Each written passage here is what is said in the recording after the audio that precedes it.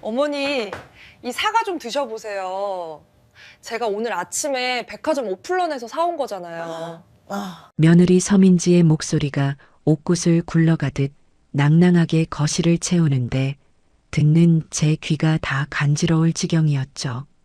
싹싹하고 애교 넘치는 목소리, 눈웃음까지 살살 치며 과일 포크를 내미는 꼴을 보고 있자니 속에서 뜨거운 게 울컥 치밀어 올랐지만 꾹 참았어요.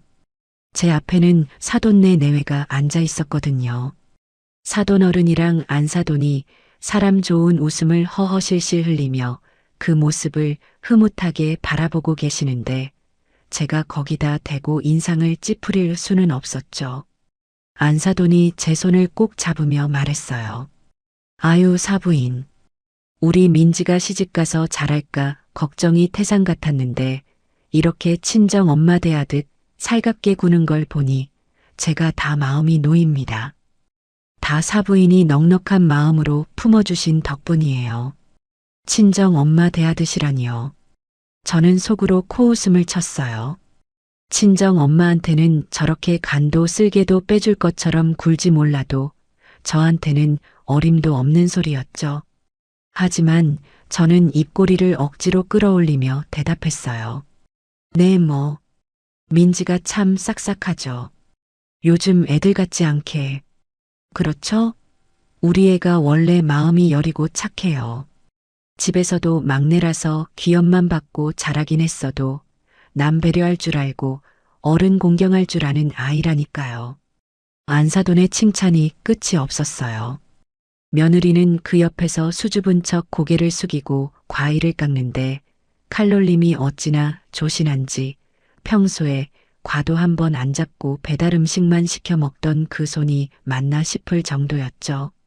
며느리가 깎은 사과 한 조각을 제 입에 쏙 넣어주며 말했어요. 어머니, 아하세요. 이거 당도가 정말 높대요. 어머니 치아 안 좋으시니까 제가 얇게 깎았어요. 입안으로 들어온 사과를 씹는데 모래알을 씹는 기분이 들었어요. 평소에는 제가 이가 아프다고 죽 좀 끓여달라고 하면 어머니, 밥물 말아 드세요. 그게 제일 편해요.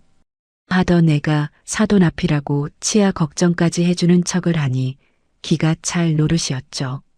그래도 저는 꿀꺽 삼키며 고개를 끄덕였어요. 그래, 달다. 참 맛있네. 그렇죠?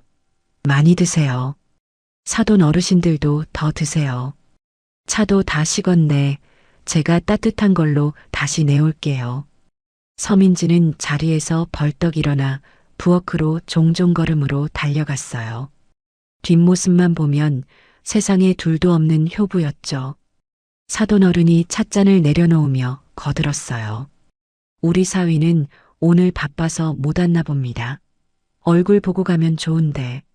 네, 준호가 요즘 회사 일이 많아서요. 주말에도 출근을 도장 찍듯 하네요. 처가 어르신들 오신다고 꼭 인사드리고 싶어 했는데 아쉽게 됐어요. 제가 대신 둘러댔죠. 사실 아들 녀석은 지금 방 안에서 자고 있었어요. 어제 친구들과 술 마시고 새벽에 들어와서 인사불성이 된 걸 며느리가 엄마 오니까 오빠는 방에서 나오지 마. 술 냄새 나면 엄마가 걱정해. 하며 문을 닫아버렸거든요. 사돈네는 사위가 고생한다고 혀를 쯧쯧 찼지만 저는 속으로 한숨만 삼켰어요. 아들이나 며느리나 이 집구석에서 제정신 박힌 사람은 저 하나뿐이라는 생각에 가슴이 답답해져 왔죠. 1시간쯤 더 지났을까 사돈 내외가 자리에서 일어났어요. 아유, 너무 오래 있었네. 사부인 피곤하시겠다. 우린 그만 가볼게요. 벌써 가시게요? 저녁이라도 드시고 가시지. 아니에요. 친구분들이랑 약속이 있어서. 민지야, 시어머니 잘 모시고 준호 오면 안부 전해주고. 현관까지 배웅을 나갔어요.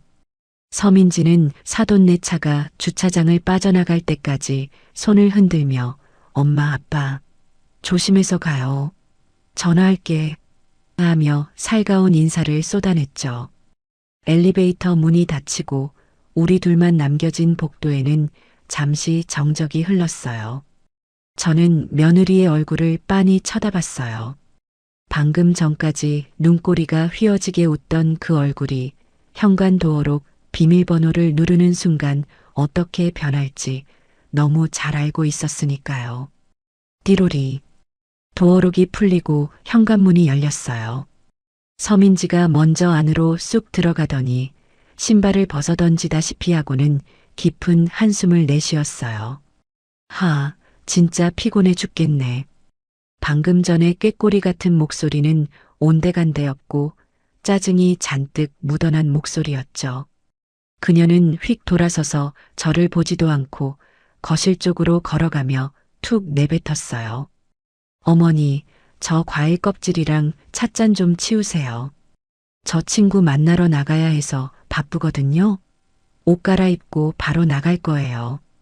저는 현관에 우두커니 서서 며느리의 뒷모습을 바라봤어요. 사돈들이 남기고 간 과일 접시와 찻잔들이 테이블 위에 어지럽게 널려 있었죠.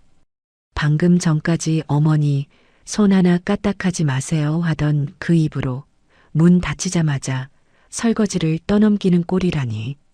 너 지금 나간다고? 사돈어른 가신 지 5분도 안 됐다. 제가 한마디 하자 서민지는 방문을 열다 말고 짝다리를 짚고 서서 저를 흘겨봤어요. 아, 엄마 아빠 같잖아요.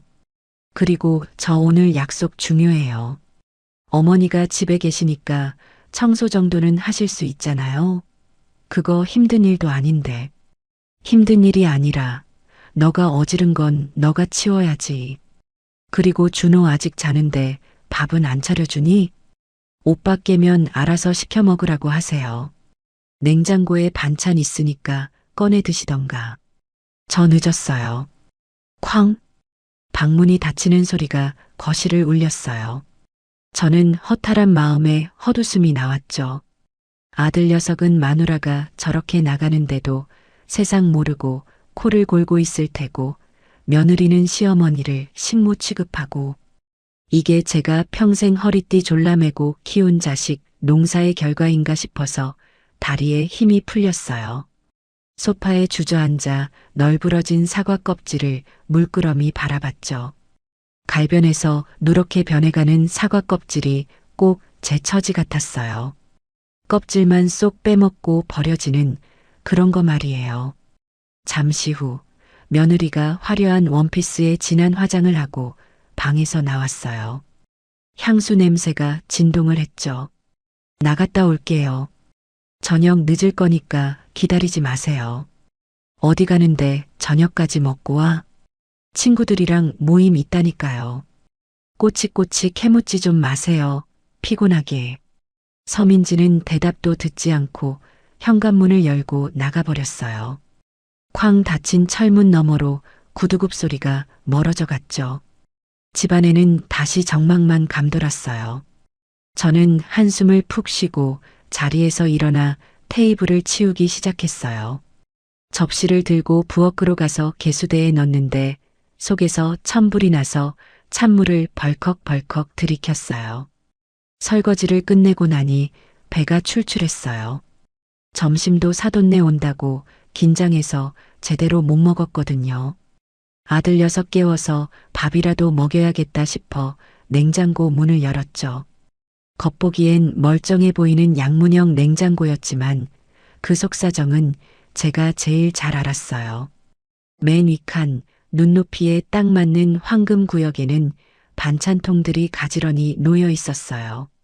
투명한 유리 용기 안에 담긴 건 백화점 식품관 스티커가 붙은 한우 갈비찜, 전복 장조림, 가리고 며느리가 좋아하는 명란젓이었죠. 이건 그들의 구역이었어요. 며느리와 아들이 먹는 반찬들이었죠. 그리고 제 시선은 자연스럽게 아래칸으로 향했어요. 허리를 숙여야만 손이 닿는 맨 아래칸, 야채 박스 바로 위. 거기가 제 구역이었어요. 플라스틱 통 몇 개가 덩그러니 놓여 있었죠. 뚜껑을 열어보지 않아도 뭐가 들었는지 뻔했어요. 콩나물 무침이 든 통을 꺼냈어요. 뚜껑을 열자마자 쉰내가 확 풍겼죠.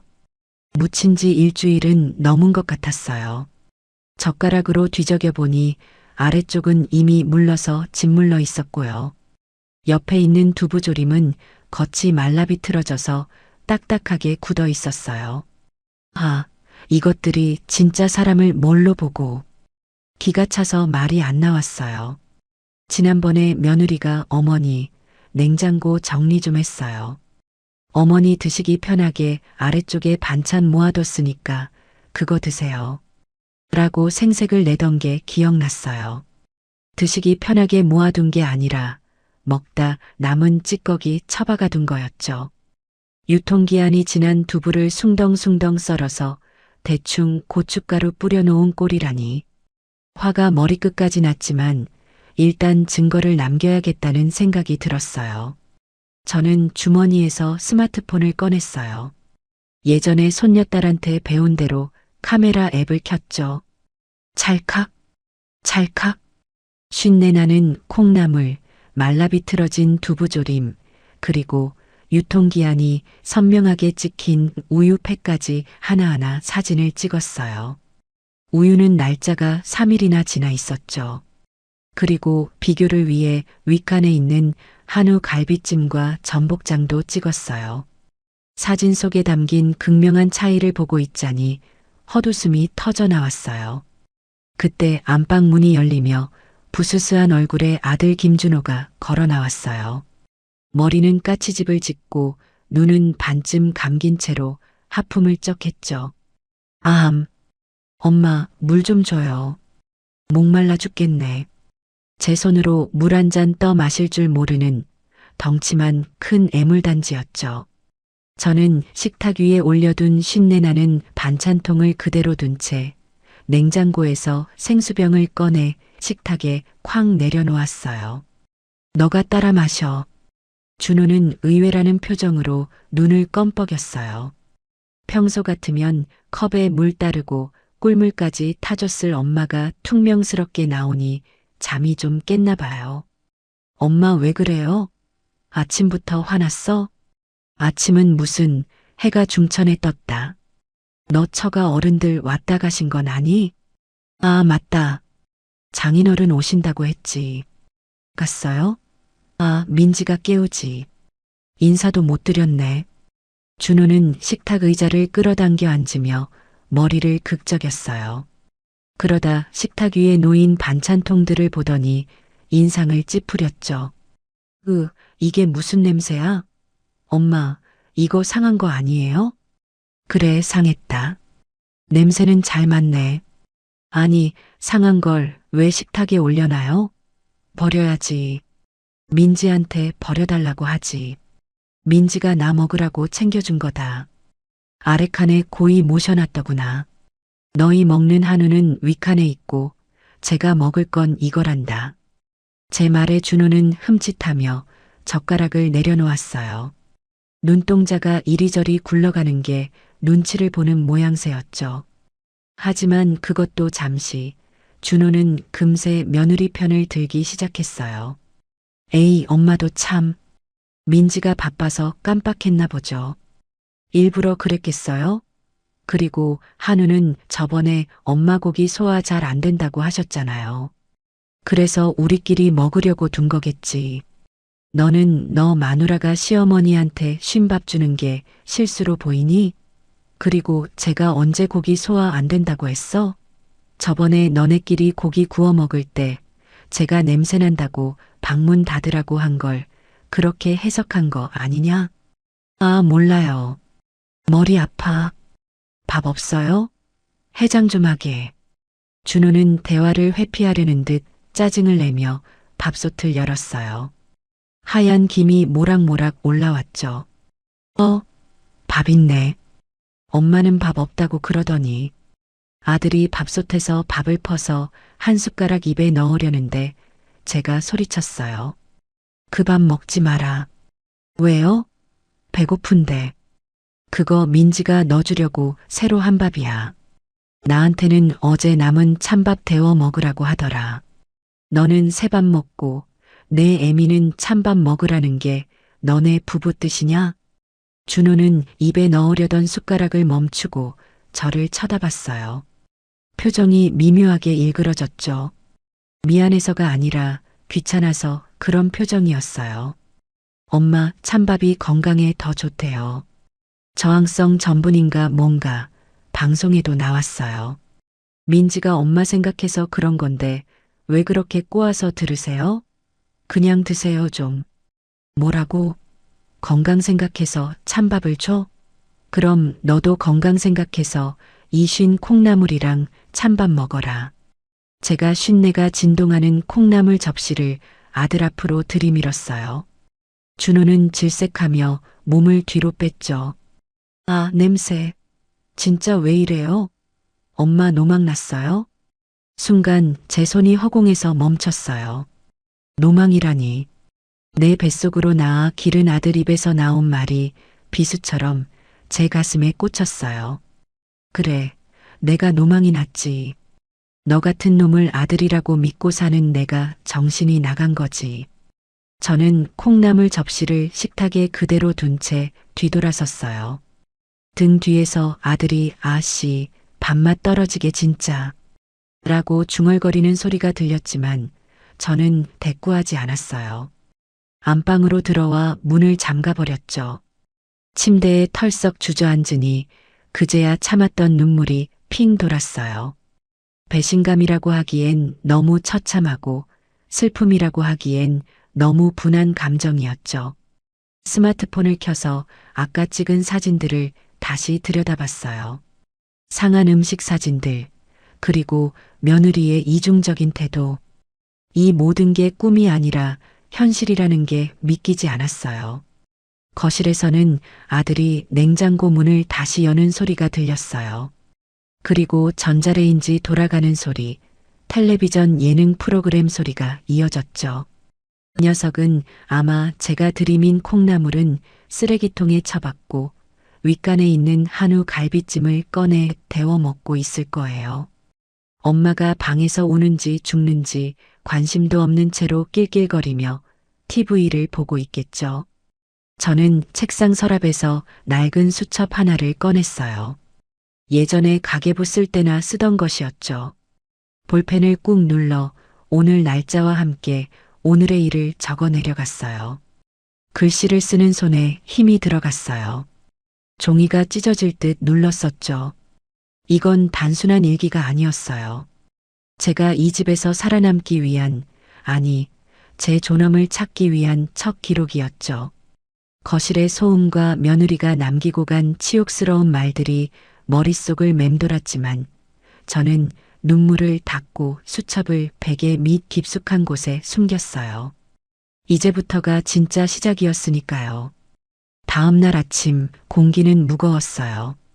전날 냉장고 사건으로 제 마음은 천근만근이었는데 야속하게도 배꼽시계는 정확하게 울리더라고요. 거실로 나가보니 식탁 위에는 배달음식 용기들이 어지럽게 널려 있었어요. 어젯밤 늦게 며느리가 들어와서 시켜 먹은 야식 흔적이었죠. 치킨 뼈와 말라비 붙은 피자, 조각, 맥주 캔들이 식탁을 점령하고 있었어요. 아, 한숨이 절로 나왔죠. 제가 안 치우면 며느리가 일어나서 어머니, 냄새나게 이걸 아직도 안 치우셨어요? 라고 할 게 뻔했거든요.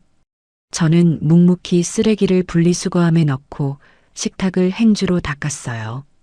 그때 안방 문이 열리고 서민지가 나왔어요. 실크 잠옷바람에 눈은 반쯤 감겨 있었죠. 아, 머리야. 어머니, 해장국 좀 끓여주세요. 속 쓰려 죽겠네. 인사도 없이 다짜고짜 해장국 타령이었어요. 제가 식탁을 닦던 손을 멈추고 쳐다봤죠. 너가 어제 먹은 술상은 너가 치워야지. 아침부터 해장국 타령이냐? 집에 콩나물도 다 쉬어서 버렸다. 아, 진짜. 왜 아침부터 잔소리세요? 콩나물 없으면 라면이라도 끓여주세요. 얼큰하게. 오빠도 깨면 먹여야 하니까 2개 끓이시고요. 서민지는 식탁 의자를 끌어당겨 앉으며 스마트폰부터 들여다봤어요. 제 말은 귓등으로도 안 듣는 태도였죠. 저는 속에서 불이 났지만 일단 아들 녀석 출근은 시켜야겠기에 냄비에 물을 올렸어요. 라면 물이 끓는 동안 제가 조심스럽게 말을 꺼냈어요. 아가, 어제 말하다 말았는데 나 병원비 좀 다오. 무릎이 쑤셔서 걷기가 힘들구나. 물리치료도 받고 주사도 맞아야 해. 서민지는 스마트폰 화면에서 눈을 떼지 않고 건성으로 대답했어요. 얼마나 드는데 그러세요? 저번에 갔을 때 의사가 주사비랑 약값하면 30만 원 정도 든다고 하더라. 그거라도 좀 다오. 그제야 서민지가 고개를 들고 저를 쳐다봤어요. 미간을 잔뜩 찌푸린 채였죠. 30만 원이요? 어머니, 그게 애 이름이에요? 그냥 동네 정형외과 가서 물리치료나 받으세요. 무슨 주사가 그렇게 비싸요? 그거 다 의사들 상술이에요. 아픈 사람한테 상술이라니. 내가 거짓말이라도 한다는 거냐? 무릎이 퉁퉁 부어서 굽혀지지도 않아. 제가 바지를 걷어 올려 퉁퉁 부은 무릎을 보여주려는데 서민지는 고개를 휙 돌려버렸어요. 아, 밥맛 떨어지게 다리는 왜 보여주세요? 알았어요. 근데 저 지금 현금 없어요. 이번 달에 오빠 자동차 보험료 나가고 관리비 내고 나니까 통장 텅텅 비었어요. 다음 달에 드릴게요. 다음 달? 당장 아파 죽겠는데 한 달을 참으라고? 너 어제 백화점 오픈런에서 사과 샀다며. 그 비싼 과일 사 먹을 돈은 있고 시어머니 병원비 줄 돈은 없다는 거냐? 제 말에 서민지가 콧방귀를 꼈어요. 어머니, 그건 제 용돈 아껴서 산 거예요. 그리고 사돈들 오시는데 산티나는 과일 내나요? 우리 집 체면도 있지. 어머니는 며느리가 기죽어서 살았으면 좋겠어요? 누가 기죽을 해? 아픈 시어머니 병원비 주는 게 그렇게 아깝냐는 거지. 그때 안방에서 준호가 넥타이를 매며 나왔어요. 아, 아침부터 왜 또 큰 소리야? 무슨 일인데요? 준호가 식탁에 앉자마자 서민지가 입을 삐죽거리며 일러 바쳤어요. 오빠 어머니가 30만 원 달래. 병원 가신다고. 우리 이번 달 마이너스인 거 알지? 나 적금 깰까? 준호가 인상을 쓰며 저를 쳐다봤어요. 엄마, 30만 원은 좀 크다. 그냥 파스 붙이고 찜질 좀 하세요. 민지 말대로 다음 달에 보너스 나오면 그때 가시고요. 야, 김준호. 내가 너 어릴 때 다리 부러졌을 때 쌀 팔아서 병원 데려간 거 기억 안 나냐? 내가 내 돈 달라는 것도 아니고 내 건물에서 나오는 돈 너희가 다 가져가 쓰면서 병원비 30만 원이 아깝다고 이러는 거냐? 제가 억울해서 가슴을 치며 말했어요. 준호는 듣기 싫다는 듯 귀를 후비며 말했죠. 아, 또 그놈의 건물 타령. 엄마, 그 건물 대출 이자가 얼마인지 알아요? 월세 받아봤자 이자 내고 나면 남는 것도 없어요. 우리가 관리해 주니까 그나마 유지되는 거지. 생색 좀 그만 내세요. 라면이 다 끓어서 냄비째 식탁에 내려놓았어요. 서민지는 김치도 없이 라면만 호로록거리며 먹더니 젓가락을 내려놓으며 말했어요. 어머니, 그리고 저 오늘 친구들 집에 오기로 했거든요. 점심때쯤 올 거니까 어머니는 방에 좀 계세요. 나오지 마시고요. 친구들, 나보고 방에 처박혀 있으라고? 처박혀 있다니요. 말이 너무 심하시네. 친구들 오면 수다 떨고 시끄러울 텐데 어머니 불편하실까봐 배려해 드리는 거죠. 그리고 솔직히 제 친구들 앞에서 시어머니랑 같이 사는 거 티내기 좀 그렇잖아요. 요즘 누가 시부모 모시고 살아요? 촌스럽게. 뭐, 촌스럽게? 기가 막혀서 말이 안 나왔어요. 내 집에서 내가 내 방에 감금당해야 한다니. 준호는 후루룩 라면 국물을 마시며 거들었어요. 엄마, 민지 친구들 오면 그냥 산책이나 다녀오세요. 노인정 가셔도 되고. 집에 있으면 서로 불편하잖아. 너희들 진짜 너무한다. 내가 투명 인간이니? 아, 몰라. 나 늦었어. 민지야, 셔츠 다림질 해놨어? 준호는 제 말은 무시하고 방으로 들어가 버렸고, 서민지는 싱크대에 라면 그릇을 툭 던져놓고는 욕실로 들어갔어요. 설거지는 어머니가 하세요.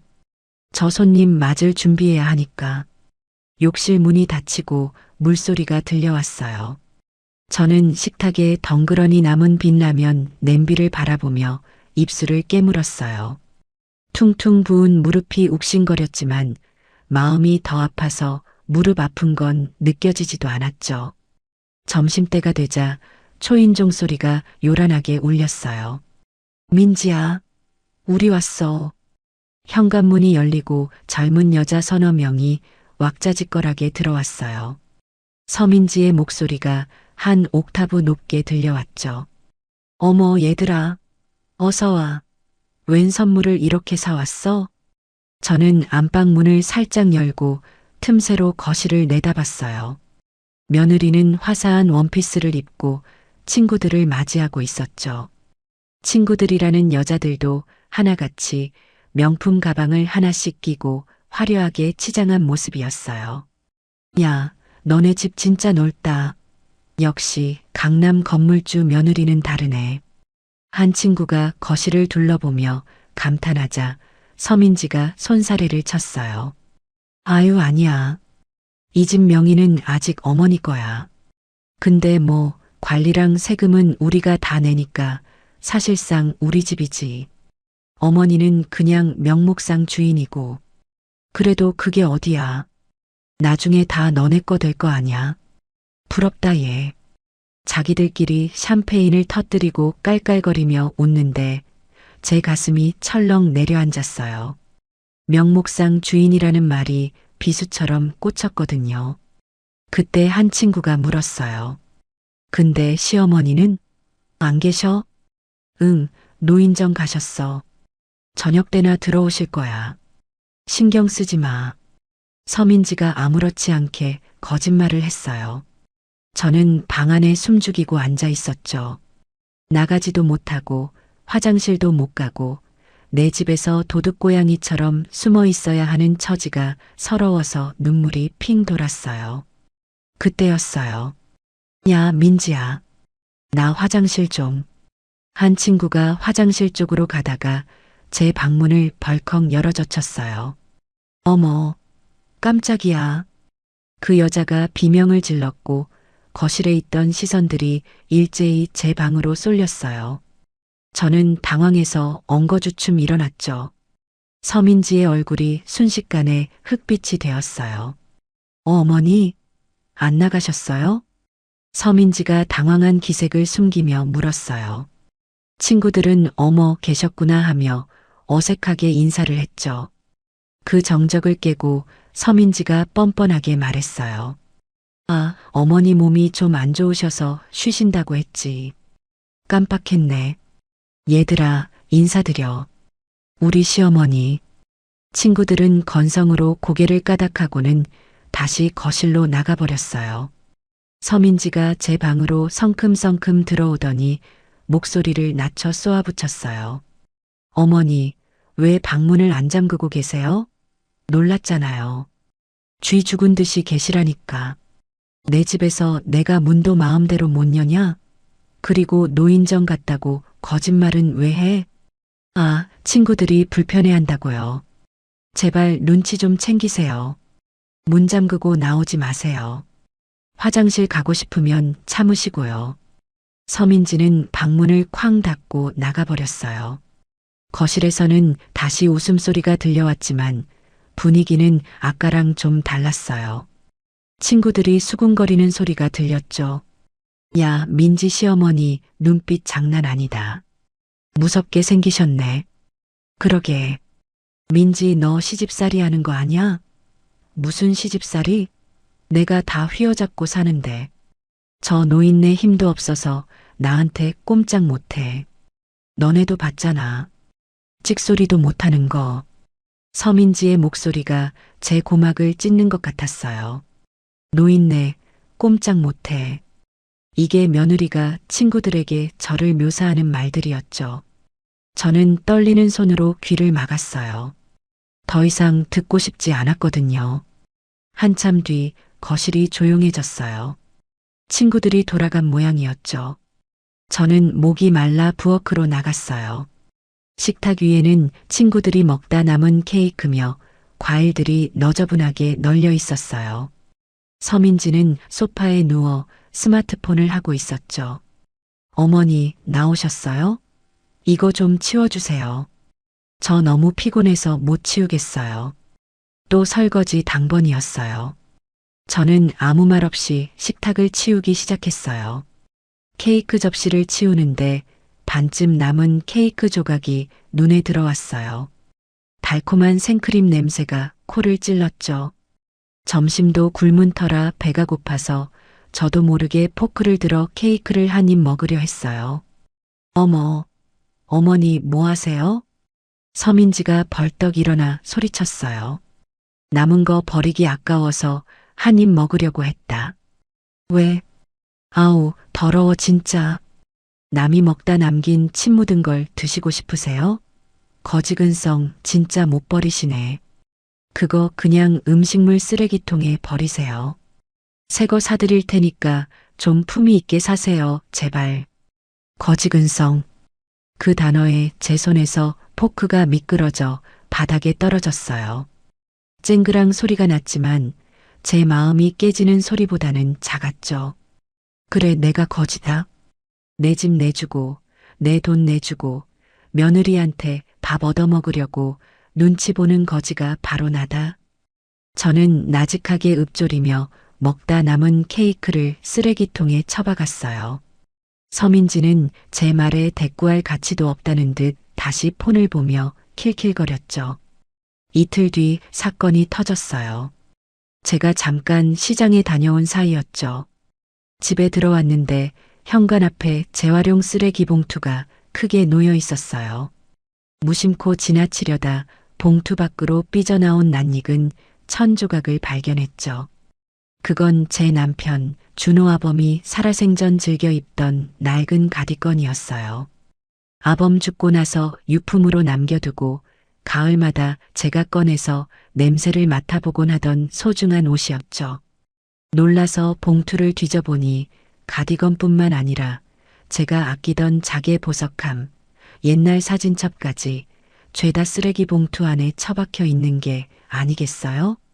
이게 왜 여기 있어? 저는 봉투를 들고 거실로 뛰어들어갔어요. 서민지가 TV를 보고 있다가 깜짝 놀라 돌아봤죠. 너 이게 무슨 짓이냐? 이걸 왜 버려? 제가 떨리는 목소리로 묻자 서민지는 태연하게 대답했어요. 아, 그거요? 옷장 정리하다가 너무 낡고 냄새나서 버렸어요. 좀벌레 나올 것 같더라고요. 어머니 방에서 퀴퀴한 냄새 나는 게 다 그런 고물들 때문이에요. 고물? 이게 너한테는 고물로 보이냐? 이건 네 시아버지 유품이야. 그리고 사진첩은 왜 버려? 우리 가족 추억이 다 들어있는 건데. 어머니, 솔직히 말해서 그 옷 입으실 것도 아니잖아요. 그리고 사진첩도 요즘 다 디지털로 보관하지 누가 그렇게 먼지 쌓인 걸 가지고 있어요? 집도 좁아 죽겠는데 집만 차지하고. 제가 깔끔하게 정리해 드린 거예요. 고마워하셔야죠. 정리? 남의 물건을 허락도 없이 버리는 게 정리냐? 도둑질이고 폐륜이지. 뭐라고요? 폐륜? 말 다 하셨어요? 서민지가 눈을 부릅뜨고 일어섰어요. 어머니 쾌적하게 사시라고 청소해드린 사람한테 폐륜이라니요. 진짜 말이 안 통하네. 그럼 다시 주워가세요. 쓰레기통 뒤져서 다시 방에 모셔두시라고요. 어우, 지저분해. 서민지는 제 손에 들린 쓰레기 봉투를 탁 쳐서 떨어뜨렸어요. 봉투가 터지면서 아범의 가디건과 사진들이 바닥에 흩어졌죠. 며느리는 그 위를 밟고 지나가며 방으로 쾅 들어가 버렸어요. 저는 바닥에 주저앉아 흩어진 사진들을 주워 담았어요. 아범이랑 준호 어릴 때 찍은 사진 위에 며느리의 슬리퍼 자국이 선명하게 찍혀 있었죠. 가슴이 미어지는 것 같았어요. 눈물이 앞을 가려 사진이 뿌옇게 보였죠. 아범아 보고 있니? 내가 이러고 산다. 당신이 그렇게 예뻐하던 준호놈 며느리가 당신 옷을 쓰레기 취급한다. 저는 가디건을 품에 안고 소리 죽여 울었어요. 그때 현관문이 열리고 준호가 퇴근해서 들어왔어요. 다녀왔습니다. 엄마 왜 울어요? 거실이 이게 다 뭐야? 준호가 놀라서 다가왔어요. 저는 아들에게 매달리듯 말했죠. 준호야, 이것 좀 봐라. 민지가 네 아버지 옷이랑 사진첩을 쓰레기통에 버렸다. 냄새난다고 버렸대. 이게 말이 되냐? 준호는 바닥에 널린 물건들을 보더니 한숨을 푹 쉬었어요. 화를 낼 줄 알았는데 녀석의 입에서 나온 말은 제 기대를 처참하게 무너뜨렸죠. 아, 엄마. 민지가 청소하다가 실수했나 보네. 근데 솔직히 엄마 방에 짐이 너무 많긴 해요. 아버지 옷도 이제 그만 놓아주세요. 10년도 넘었잖아요. 곰팡이 슬어서 건강에도 안 좋아요. 뭐, 너도 네 마누라 편드는 거냐? 네 아버지 추억을 버리겠다는데? 추억은 가슴에 묻는 거죠. 물건이 중요해요? 민지가 아기로 그런 것도 아니고 집 깨끗하게 하려다 그런 건데 며느리한테 페륜이니 뭐니 욕했다면서요? 민지가 방금 카톡으로 울면서 연락 왔어요. 엄마 무서워서 못 살겠다고.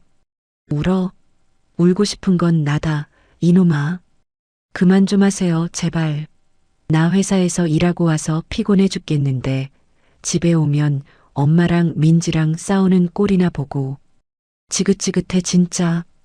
준호는 신경질적으로 넥타이를 풀며 흩어진 사진들을 발로 툭툭 밀어 한쪽으로 치웠어요. 그리고는 안방으로 들어가 버렸죠. 안방에서는 며느리가 흑흑거리며 우는 신용을 하는 소리와 준호가 미안해. 엄마가 늙어서 고집이 세져서 그래. 내가 잘 말할게. 라고 달래는 소리가 들려왔어요. 저는 거실 차가운 바닥에 홀로 남겨졌어요. 쓰레기 취급당한 남편의 옷을 다시 고이 접으며 생각했죠. 이 집에는 내 편이 하나도 없구나. 내가 낳은 자식도, 내가 맞아들인 며느리도 모두 나를 짐짝 취급하는구나. 방으로 물건들을 챙겨 들어와 문을 잠갔어요. 그리고 수첩을 꺼내 떨리는 손으로 오늘 있었던 일을 꾹꾹 눌러 적었죠. 그날 밤 저는 자지 않고 귀를 기울였어요. 안방에서 두 사람의 대화 소리가 희미하게 들려왔거든요. 벽에 귀를 대고 들어보니 그들의 대화는 더욱 충격적이었어요. 자기야, 어머니가 저렇게 물건에 집착하는 거 보니까 치매 검사 한번 받아봐야 하는 거 아니야? 저장 강박증, 그거 치매 초기 증상이래. 며느리의 목소리였어요. 에이, 설마 치매까지야. 아니야. 요즘 깜빡깜빡하시잖아. 그리고 감정 기복도 심하시고 나한테 소리 지르는 거 봐. 정상이 아니야. 오빠 나중에 어머니 더 심해지면 우리 감당 못해. 미리 요양병원 알아봐야 하는 거 아닐까? 그런가? 하긴 요즘 좀 이상하긴 해. 그치? 그리고 어머니 건물명의 말이야. 어머니 정신 온전하실 때 빨리 오빠 앞으로 돌려놔야 해. 치매 진단받으면 성년 후견인 지정하고 복잡해진대.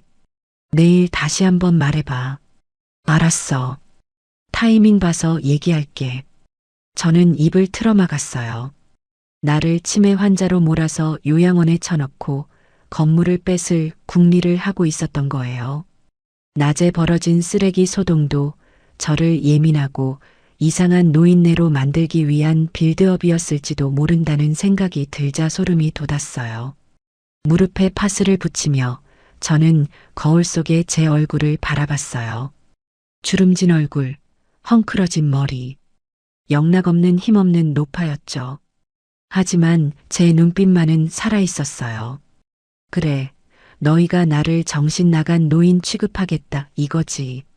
어디 한번 해봐라. 저는 스마트폰 녹음기를 켜서 벽에 대고 그들의 대화를 녹음하기 시작했어요. 잡음이 섞여 들렸지만 요양병원, 건물명이라는 단어는 똑똑히 들렸죠. 이것도 증거 폴더에 저장했어요. 이틀 뒤 저녁 거실에서 고소한 냄새가 진동을 했어요. 평소 같으면 배달 음식 냄새나 퀴퀴한 음식물 쓰레기 냄새가 났을 시간인데 이날은 달랐죠. 참기름 냄새, 고기 굽는 냄새, 그리고 달짝지근한 갈비 양념 냄새가 방문 틈을 비집고 들어왔거든요. 저는 방바닥에 앉아 멍하니 문을 바라봤어요. 며칠 전 냉장고 사건과 사진첩 사건 이후로 저는 웬만하면 방 밖으로 나가지 않고 있었거든요. 그런데 밖에서 며느리 목소리가 들려왔어요. 어머니, 식사하세요. 나오세요. 평소에 퉁명스러운 목소리가 아니라 묘하게 들뜬 하이톤의 목소리였죠. 저는 의아한 마음에 방문을 열고 나갔어요. 거실 풍경을 보고 저는 제 눈을 의심할 뻔했죠. 식탁 위에 휴대용 가스버너가 올려져 있고 그 위 불판에서는 마블링이 선명한 소고기가 지글지글 익어가고 있었거든요.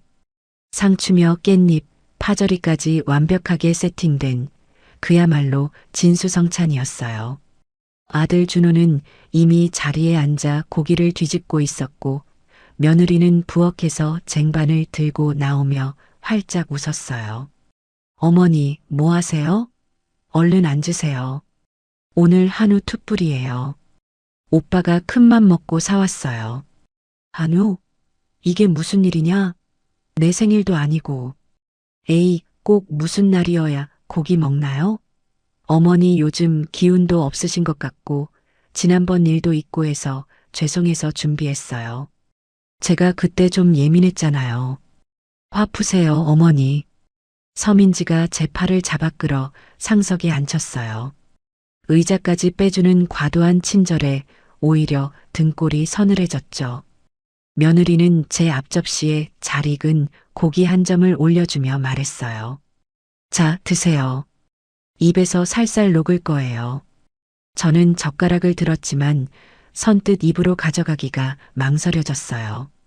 며칠 전만 해도 쉰 콩나물을 먹으라고 내밀던 그 손으로 구워주는 고기라니. 독이 든 사과를 받은 백설공주 심정이 이랬을까요? 하지만 준호가 옆에서 재촉했죠. 엄마, 얼른 드세요. 타요. 이거 진짜 비싼 거예요.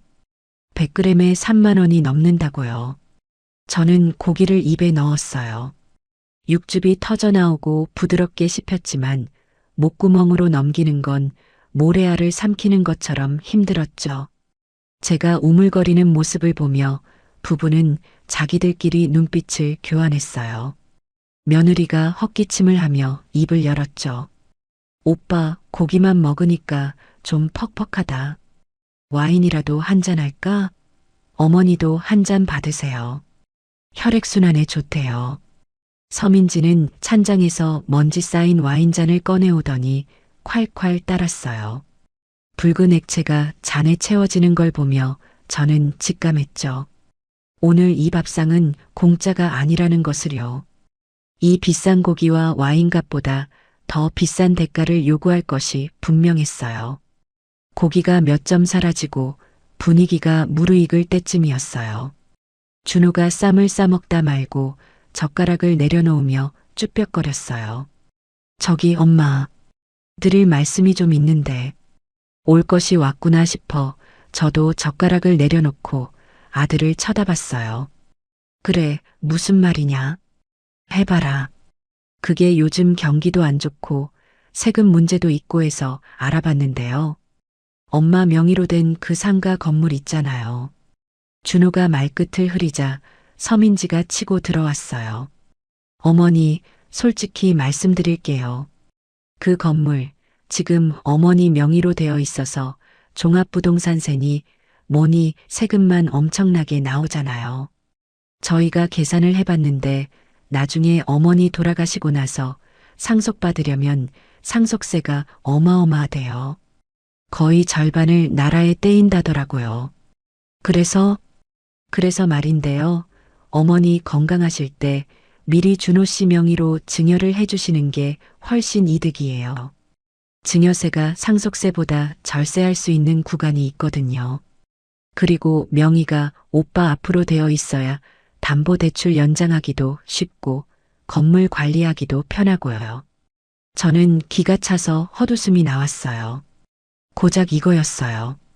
이 비싼 한우를 굽고 알랑방귀를 낀 이유가 살아있는 시어미 재산 뺏어가려는 수작이었던 거죠. 그러니까 내 건물을 준호 앞으로 돌려달라. 이 말이냐? 네, 어머니. 어차피 준호 씨 외동아들이라 나중에 다 준호 씨 거 되잖아요. 미리 주시는 셈 치는 거죠. 어머니는 그냥 편하게 노후 보내시면 되고요.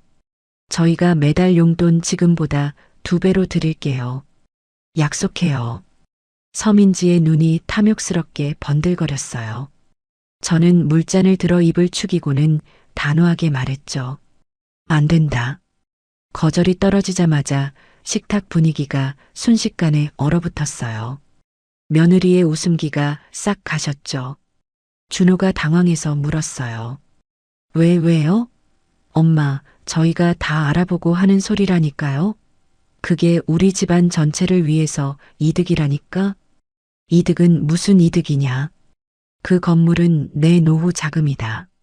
너희가 지금도 거기서 나오는 월세 다 가져가 쓰고 심지어 대출까지 받아서 썼지? 그런데 명의까지 넘기라고? 내가 바보 천치로 보이냐? 제가 따박따박 대꾸하자 서민지의 표정이 일그러지기 시작했어요. 그녀는 와인잔을 신경질적으로 흔들며 말했죠. 어머니, 말씀을 왜 그렇게 하세요? 저희가 뺏어가겠다는 게 아니잖아요. 관리해 드리겠다는 거지. 어머니 연세도 있으신데 언제까지 그 복잡한 세금 계산하고 임대차 계약 신경 쓰실 거예요? 이제 좀 쉬시라고 효도하는 차원에서 말씀드리는 건데 왜 저희를 도둑놈 취급하세요?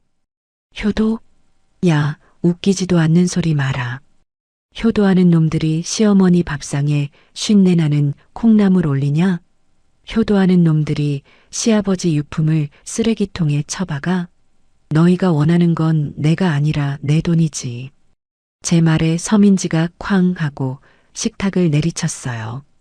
불판 위에 고기 기름이 튀어서 제 손등에 떨어졌지만 저는 눈 하나 깜짝하지 않고 노려봤죠. 어머니, 진짜 너무하시네.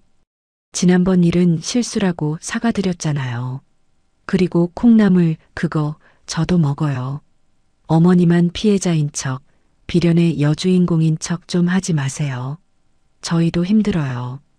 오빠 사업 망해서 빚더미에 앉았는데 어머니 건물이라도 있어야 숨통이 트일 거 아니에요. 본색이 드러났어요. 아들의 빚.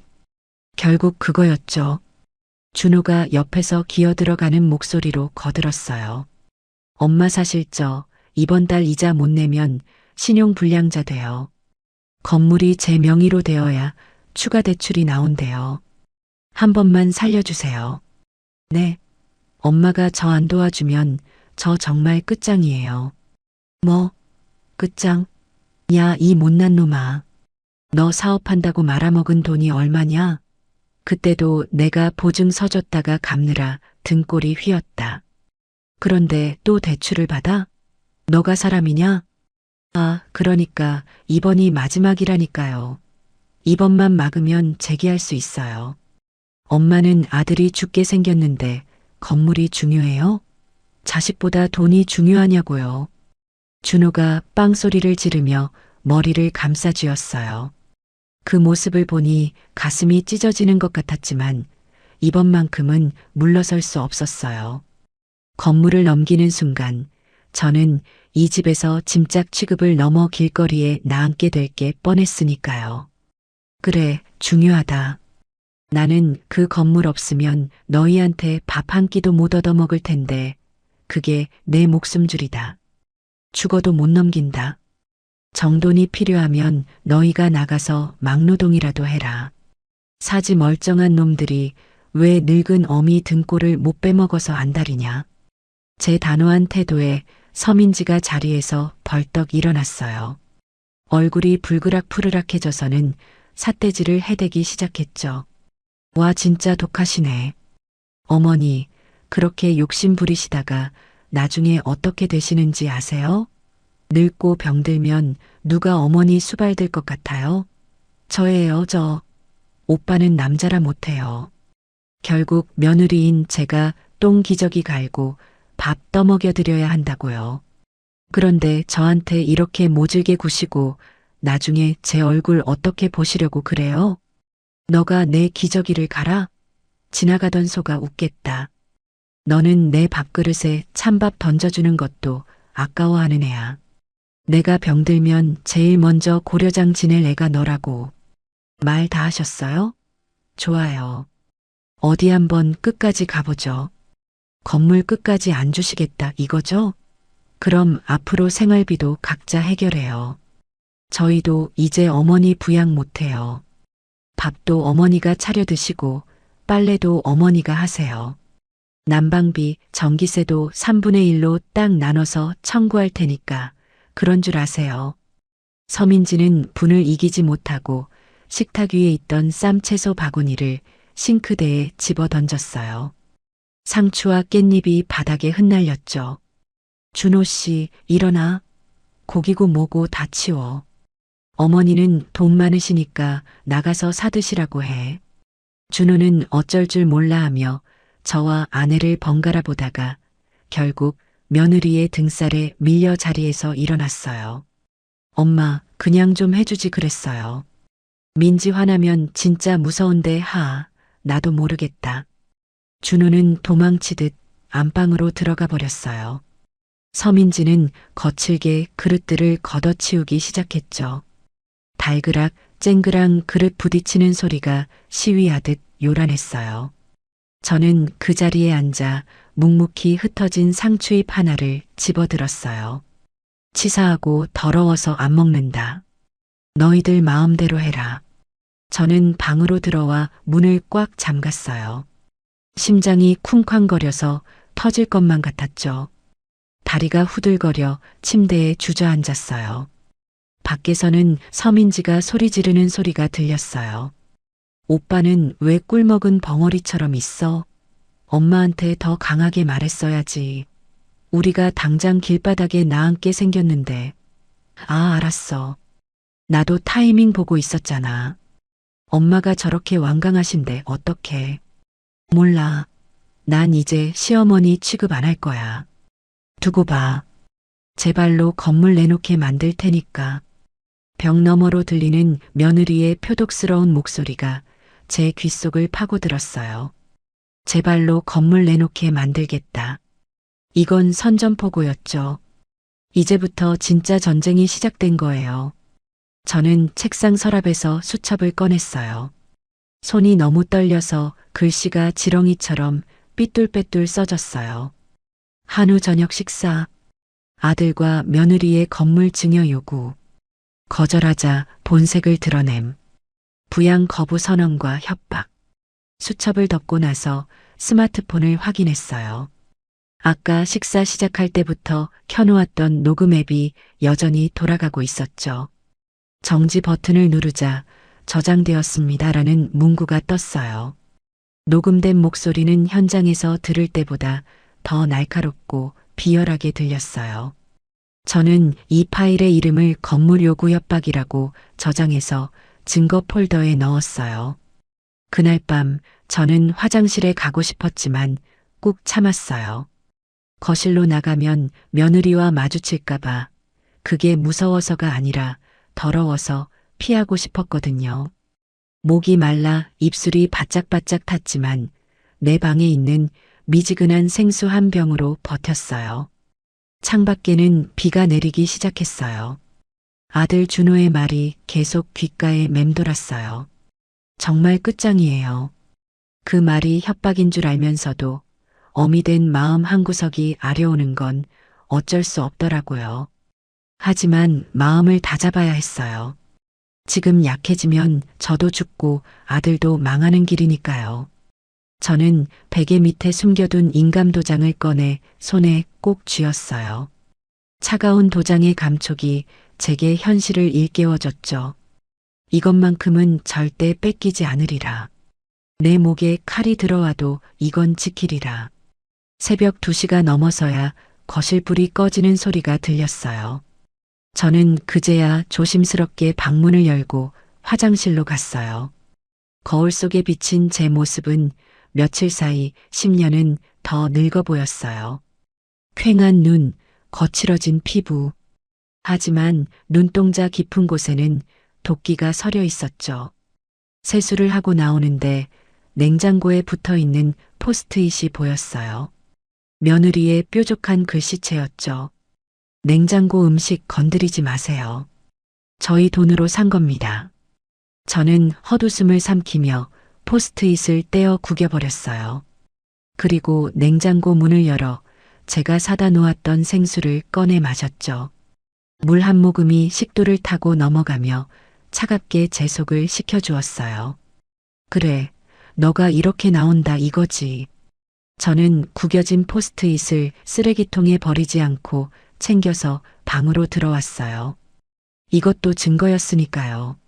사소한 괴롭힘 하나하나가 나중에 법정에서 혹은 친척들 앞에서 며느리의 민낯을 까발릴 탄환이 될 테니까요. 다시 침대에 누웠지만 잠은 오지 않았어요. 내일 아침이면 또 어떤 유치하고 악랄한 짓으로 저를 괴롭힐지 상상이 갔거든요. 하지만 저는 피하지 않을 생각이었어요. 밥을 안 주면 사 먹으면 되고 빨래를 안 해주면 세탁소에 맡기면 그만이었죠. 제게는 아직 그 건물이 있었고 거기서 나오는 월세가 있었으니까요. 물론 통장은 아들이 쥐고 있지만 제가 마음만 먹으면 세입자들에게 연락해서 입금, 계좌를 바꿀 수 있다는 걸 저들은 까맣게 잊고 있는 것 같았어요. 저는 내일 당장 은행부터 가야겠다고 다짐했어요. 아들놈이 가지고 있는 통장을 정지시키고 제 명의의 새 통장을 만들어서 월세를 거기로 돌려놔야겠다고요. 그게 저들의 숨통을 조이는 첫 번째 단계가 될 것이었어요. 창밖의 빗소리가 점점 거세졌어요. 마치 다가올 폭풍을 예고하는 것처럼요. 저는 이불을 머리 끝까지 뒤집었었어요. 아침에 눈을 뜨니 거실이 시끄러웠어요. 엄마, 내 와이셔츠 어디 있어? 다림질 안 해놨어? 어머니, 밥 안 하셨어요? 저희 출근해야 하는데. 뻔뻔하게도 어제 한 말은 까맣게 잊은 듯 또 저를 부려먹으려는 소리들이었죠. 저는 침대에서 일어나지도 않고 방문을 잠긴 채로 소리쳤어요. 어제 너가 그랬지 않냐? 각자 해결하자고. 너희 밥은 너희가 해먹고 빨래도 너희가 해라. 나는 이제 파업이다. 밖에서 뭐야? 진짜 안 하신 거야? 하는 며느리의 짜증 섞인 목소리와 아씨, 지각하겠네. 하며 우당탕탕 뛰어다니는 아들의 발소리가 들렸어요. 그 소란스러운 소음을 들으며 저는 이불 속에서 아주 오랜만에 묘한 통쾌함을 느꼈어요. 저는 그들이 현관문을 쾅 닫고 나갈 때까지 방에서 나오지 않았어요. 집이 조용해지자 저는 옷장을 열어 제일 아끼는 외출복을 꺼내 입었어요. 화장대 앞에 앉아 분도 바르고 립스틱도 짙게 발랐죠. 거울 속에 제가 저를 보며 말하는 것 같았어요. 이동순, 이제 나가서 싸우자. 저는 핸드백에 인감 도장과 신분증을 챙겨 넣고 현관을 나섰어요. 엘리베이터 거울에 비친 제 모습은 더 이상 초라한 뒷방 늙은이가 아니었죠. 제 것을 되찾으러 가는 전사의 모습이었어요. 아파트 단지를 빠져나오는데 경비 아저씨가 인사를 건넸어요. 어르신, 어디 좋은 데 가십니까? 곱게 차려입으셨네요. 네, 아주 중요한 일을 하러 갑니다. 내 인생 찾으러요. 저는 미소를 지으며 은행 쪽으로 발걸음을 옮겼어요. 발걸음 하나하나에 힘이 실렸죠. 오늘 은행에서 벌어질 일이 벌써부터 기대가 되었어요. 아들의 휴대전화로 출금 정지 문자가 날아갈 때 녀석의 표정이 어떨지 상상하니 10년 묵은 체증이 내려가는 기분이었거든요. 은행 문을 열고 들어가는 제 발걸음은 생각보다 무겁지 않았어요. 오히려 전투를 앞둔 장수의 발걸음처럼 비장했죠. 번호표를 뽑고 창구 앞에 앉았을 때 직원이 저를 보며 상냥하게 웃었지만 저는 웃음이 나오지 않았어요. 제 손에 들린 통장과 도장은 이제 단순한 물건이 아니라 제 인생을 되찾을 무기였으니까요. 고객님, 무엇을 도와드릴까요? 이 통장들 전부 거래 정지시켜줘요. 그리고 비밀번호도 싹 다 바꾸고 연결된 체크카드랑 신용카드도 모조리 해지해주세요. 지금 당장요. 직원이 모니터를 들여다보더니 난처한 표정을 지었어요. 고객님, 지금 확인해 보니까 이 계좌랑 카드는 아드님 김준호님께서 주로 사용하고 계신데요. 지금 정지하시면 당장 사용이 안 되셔서 아드님이 곤란해지실 수도 있는데 괜찮으시겠어요? 상관없어요. 이 통장 명의가 누구로 되어 있죠? 아, 명의는 당연히 이동순 고객님 본인으로 되어 있습니다. 그럼 됐어요. 아들이 곤란하든 말든 그건 그쪽 사정이고 내 돈 내가 관리하겠다는데 은행에서 막을 이유는 없잖아요. 지금 당장 처리해줘요. 그리고 이 건물 세입자들한테서 들어오는 월세 입금 계좌도 지금 새로 만드는 제 개인 통장으로 싹 돌려주세요. 자동 이체 설정된 거 다 끊어버리고요. 제 목소리가 조금 커지자 주변 사람들이 힐끔거렸지만 신경 쓰지 않았어요. 직원은 제 단호한 태도에 눌려 더 이상 토를 달지 않고 키보드를 두드리기 시작했죠. 타닥타닥거리는 소리가 마치 제 아들의 목줄을 죄는 소리처럼 들렸어요. 처리가 끝나고 새로 발급받은 통장을 가방 깊숙이 넣고 은행을 나서는 순간 제 심장이 쿵쿵 뛰었지만 그건 두려움이 아니라 묘한 해방감이었어요. 은행을 나와서 근처 공원 벤치에 앉아 숨을 고르고 있는데 10분도 채 지나지 않아 주머니 속 스마트폰이 계속 진동하기 시작했어요. 액정에는 아들이라는 두 글자가 선명하게 떴죠. 올 게 왔구나 싶었어요. 저는 심호흡을 한번 크게 하고 전화를 받았어요. 여보세요.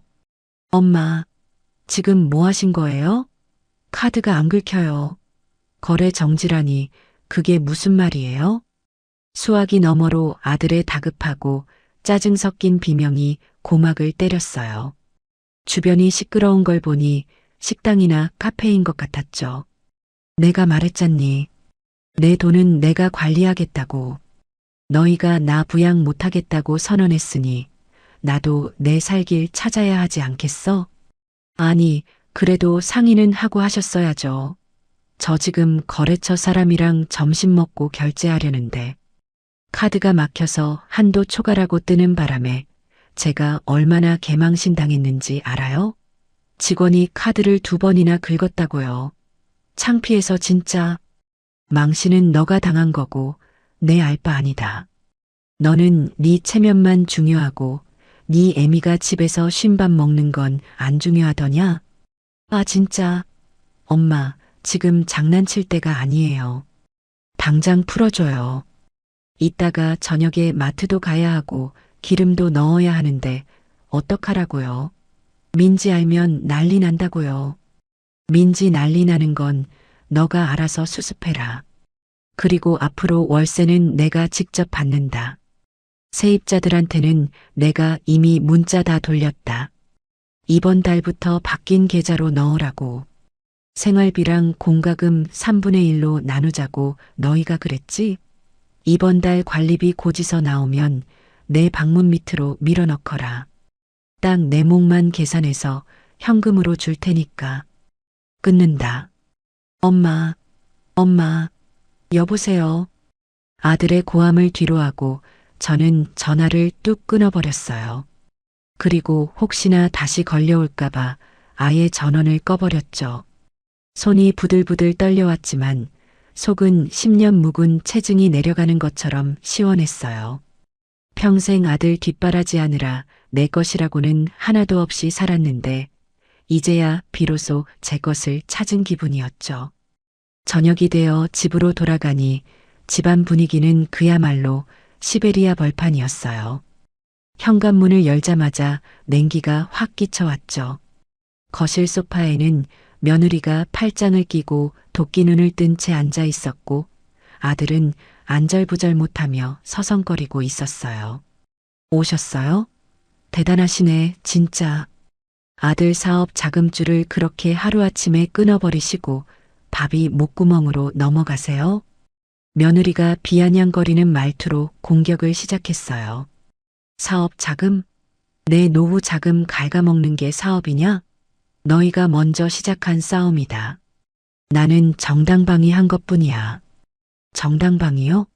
어머니, 다 큰 아들 사회생활 못하게 손발 묶어버리는 게 부모로서 할 짓이에요? 다 큰 아들이면 제 밥벌이는 제가 해야지. 언제까지 칠순 노모 등골 빼먹고 살래? 너희가 나한테 밥 한 끼 제대로 차려준 적 있니? 따뜻한 말 한마디를 했니? 권리만 찾고 의무는 버린 건 너희들이다. 저는 며느리의 쏘아보는 시선을 무시하고 제 방으로 향했어요. 그런데 방문을 여는 순간 밖보다 더한 냉기가 얼굴을 때렸어요. 마치 냉동 창고에 들어온 것 같았죠. 바닥을 짚어보니 얼음장처럼 차가웠어요.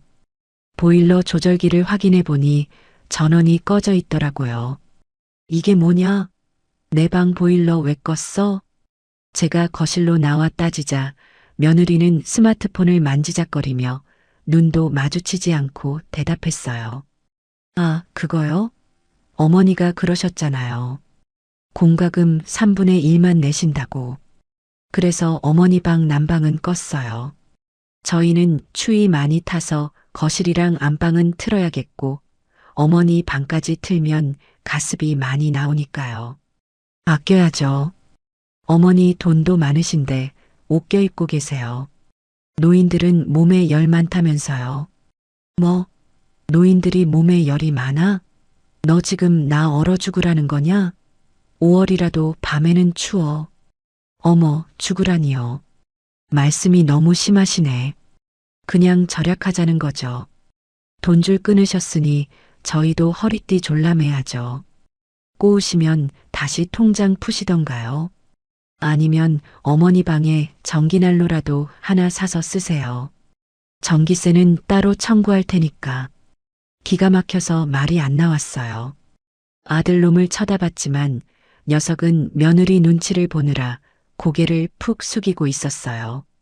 준호야, 너도 같은 생각이냐? 네 애미가 추운 방에서 떨고 자도 상관없다는 거야? 아, 엄마, 민지 말이 맞긴 해요. 우리 지금 당장 현금도 없고 엄마가 좀 참으세요. 이불 두꺼운 거 덮으면 되잖아요. 아들의 대답에 저는 마지막 남은 기대조차 버렸어요. 더 이상 말해봤자 제 입만 아플 뿐이었죠. 저는 쾅 소리가 나게 방문을 닫고 들어왔어요. 장롱에서 제일 두꺼운 솜니부를 꺼내 덮고 수면 양말까지 신었지만 으슬으슬한 한기는 가시지 않았어요. 뼛속까지 시려오는 추위보다 자식에게 버림받았다는 마음의 추위가 더 견디기 힘들었죠. 밖에서는 며느리가 TV 예능 프로그램을 틀어놓고 깔깔깔 웃어대고 있었어요. 일부러 더 크게 웃는 게 분명했죠.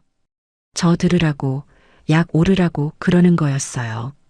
며칠 뒤 더 기막힌 일이 벌어졌어요. 제가 아끼는 실크 스카프와 외출용 블라우스가 보이지 않아 세탁실을 갔는데 빨래 바구니가 비어 있었어요. 며느리가 세탁기를 돌리고 있었죠. 다 돌아간 알림음이 울리길래 빨래를 꺼내려는데 저는 제 눈을 의심했어요.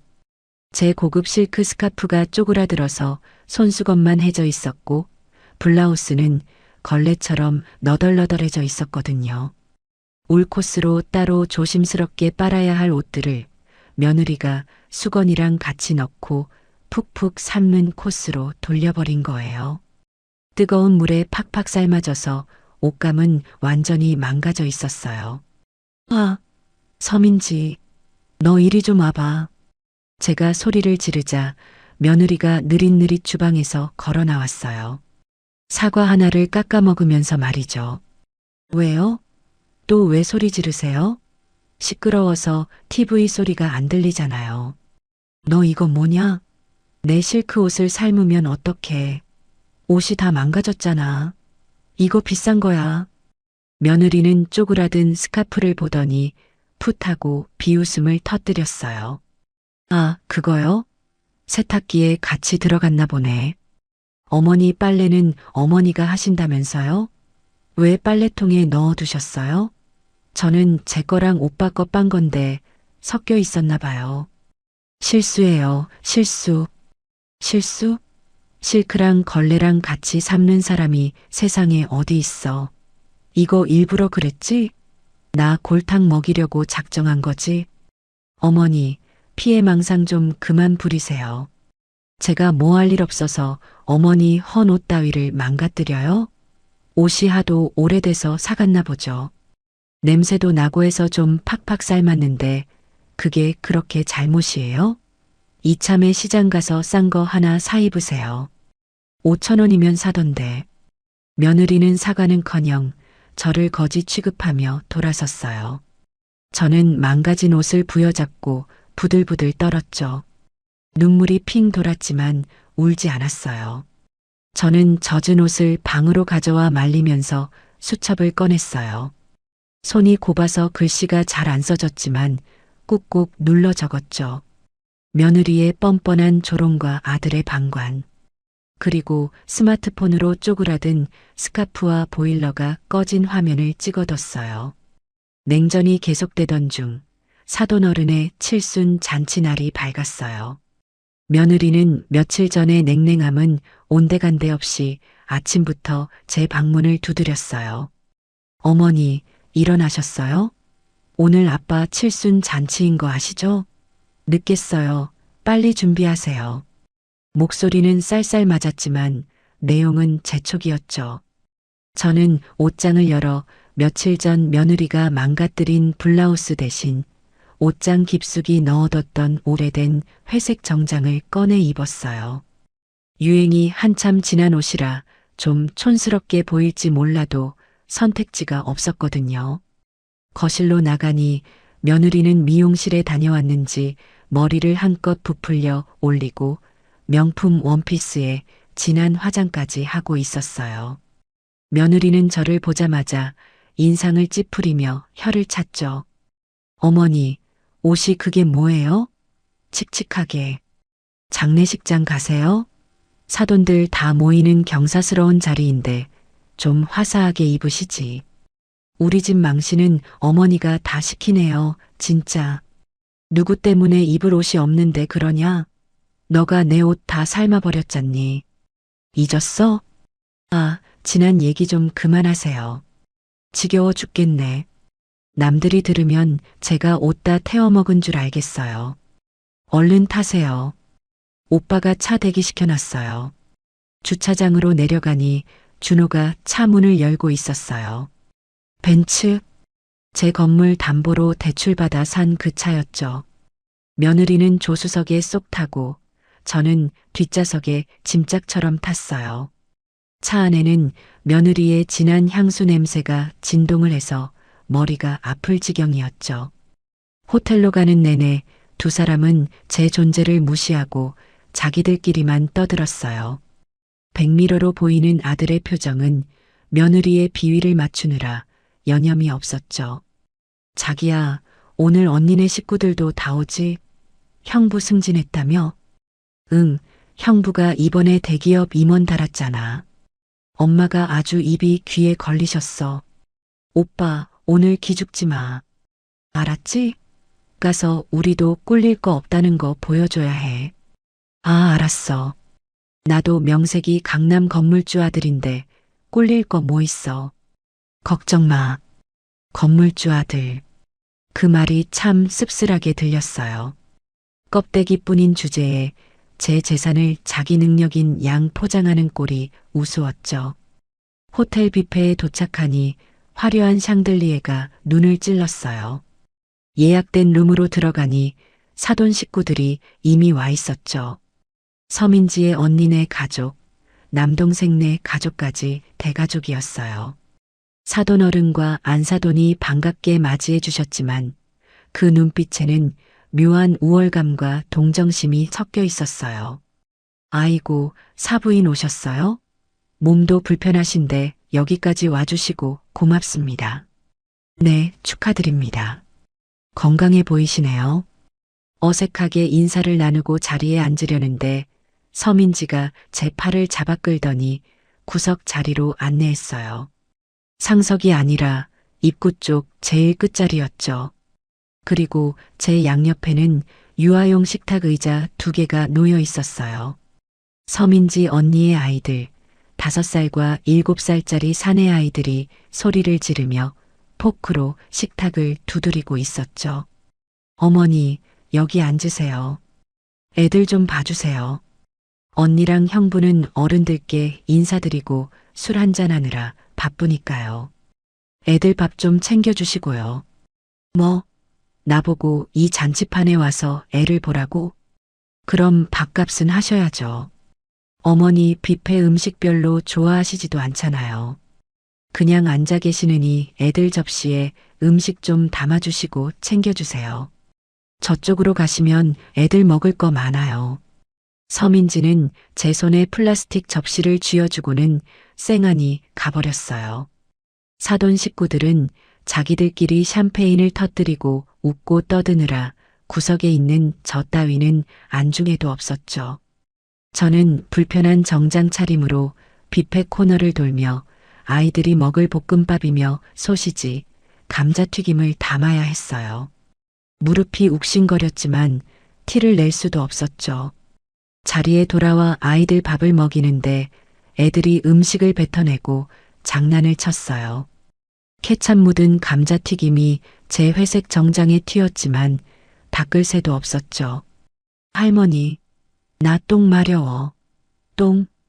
7살짜리 녀석이 갑자기 소리쳤어요. 며느리 쪽을 쳐다보며 불렀지만 서민지는 친정 식구들과 하하오오 웃느라 들은 척도 안 하더라고요. 결국 제가 밥 먹다 말고 아이 손을 잡고 화장실까지 다녀와야 했어요. 변기물을 내려주고 손을 씻겨주며 거울을 봤는데 제 모습이 영락없는 보모였어요. 칠순 노인이 사돈 잔치에 와서 똥 기저귀 뒤치다거리나 하고 있다니. 자리로 돌아오니 제 몫의 음식은커녕 물 한 잔도 놓여 있지 않았어요. 배가 고파서 헛배가 불렀지만 처량하게 혼자 접시 들고 다니기 싫어서 그냥 앉아 있었죠. 그때 메인 이벤트인 선물 증정식이 시작됐어요. 서민지 언니네 부부가 먼저 나섰어요. 장인어른, 칠순 정말 축하드립니다. 저희가 준비한 안마의자예요. 내일 댁으로 배송될 겁니다. 제일 좋은 걸로 골랐습니다. 오, 역시 큰 사위가 최고네. 고맙네, 고마워. 허리 아팠는데 잘 됐어. 박수가 쏟아졌어요. 다음은 서민지와 김준호 차례였죠. 서민지가 당당하게 걸어 나가더니 명품 로고가 박힌 쇼핑백을 사돈 어른께 건넸어요. 아빠, 이거 아빠가 평소에 갖고 싶어 하시던 그 시계예요. 오빠랑 제가 백화점 다 뒤져서 구했어요. 구하기 힘든 모델인 거 아시죠?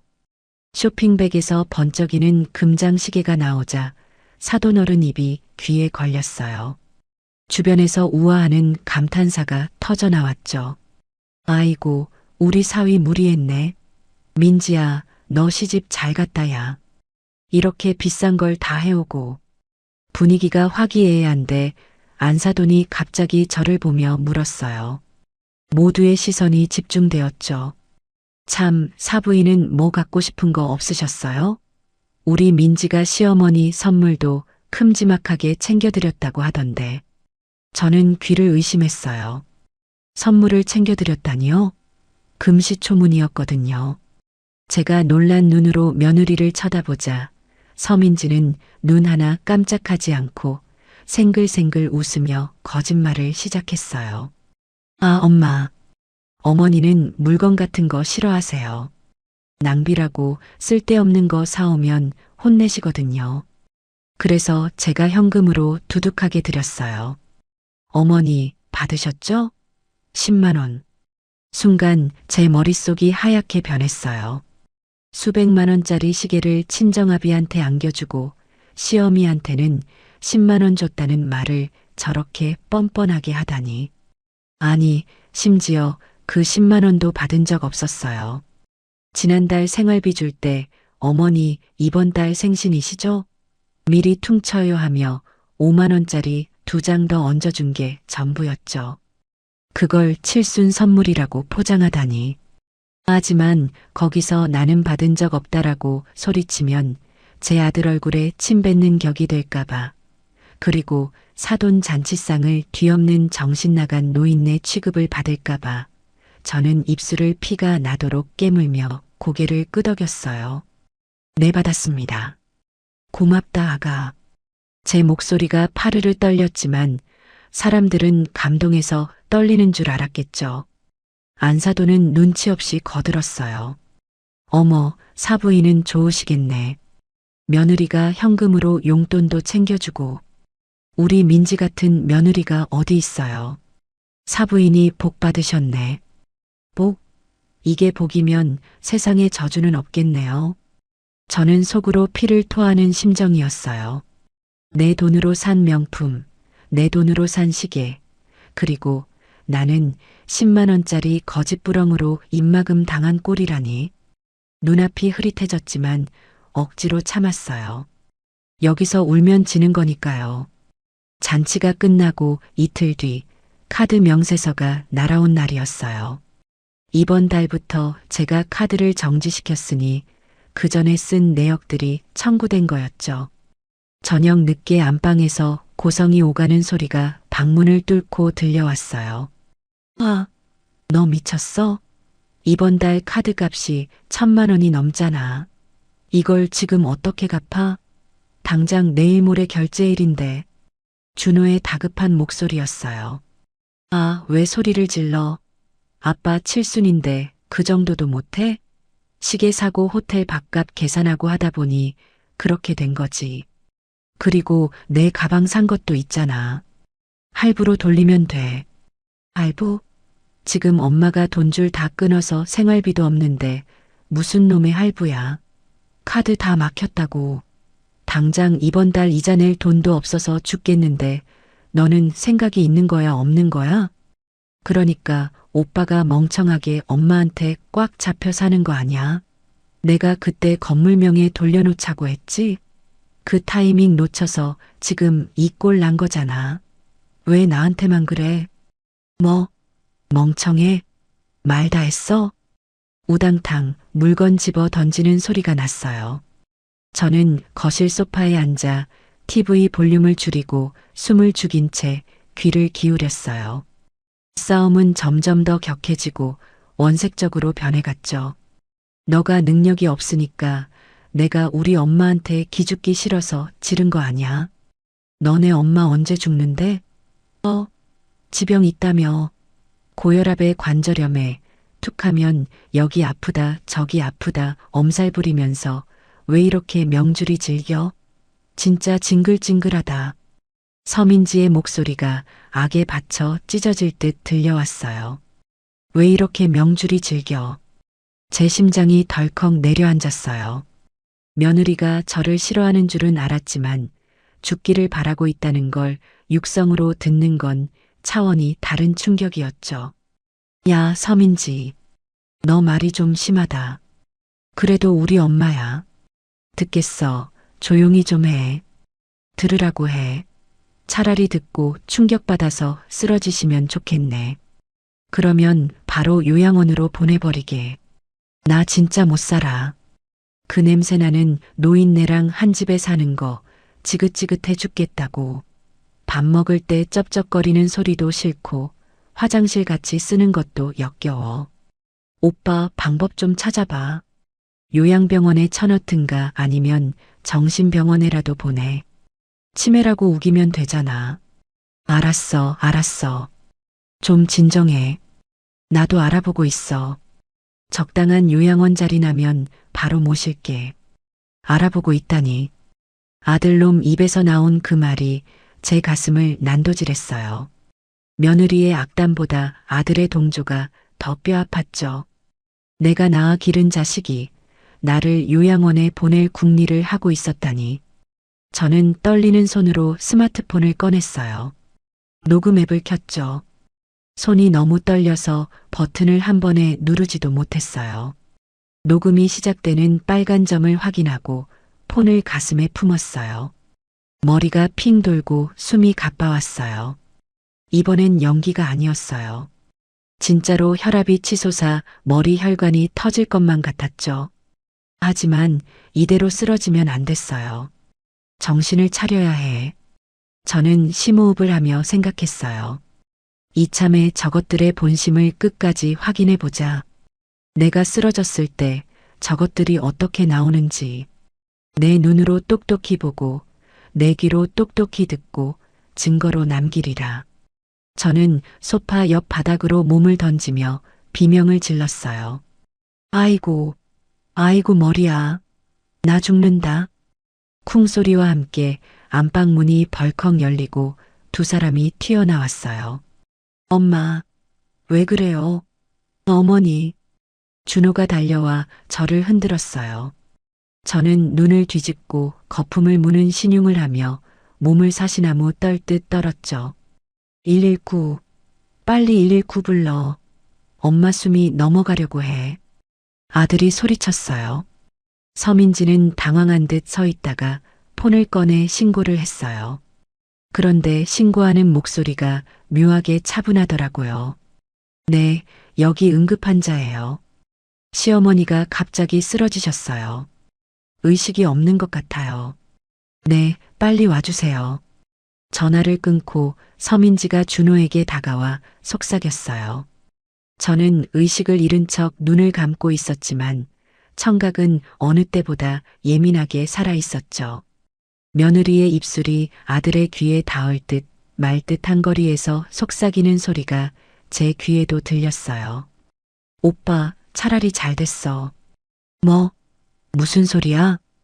이대로 병원 가면 의식 불명이나 뭐 그런 걸로 진단 나오게 해.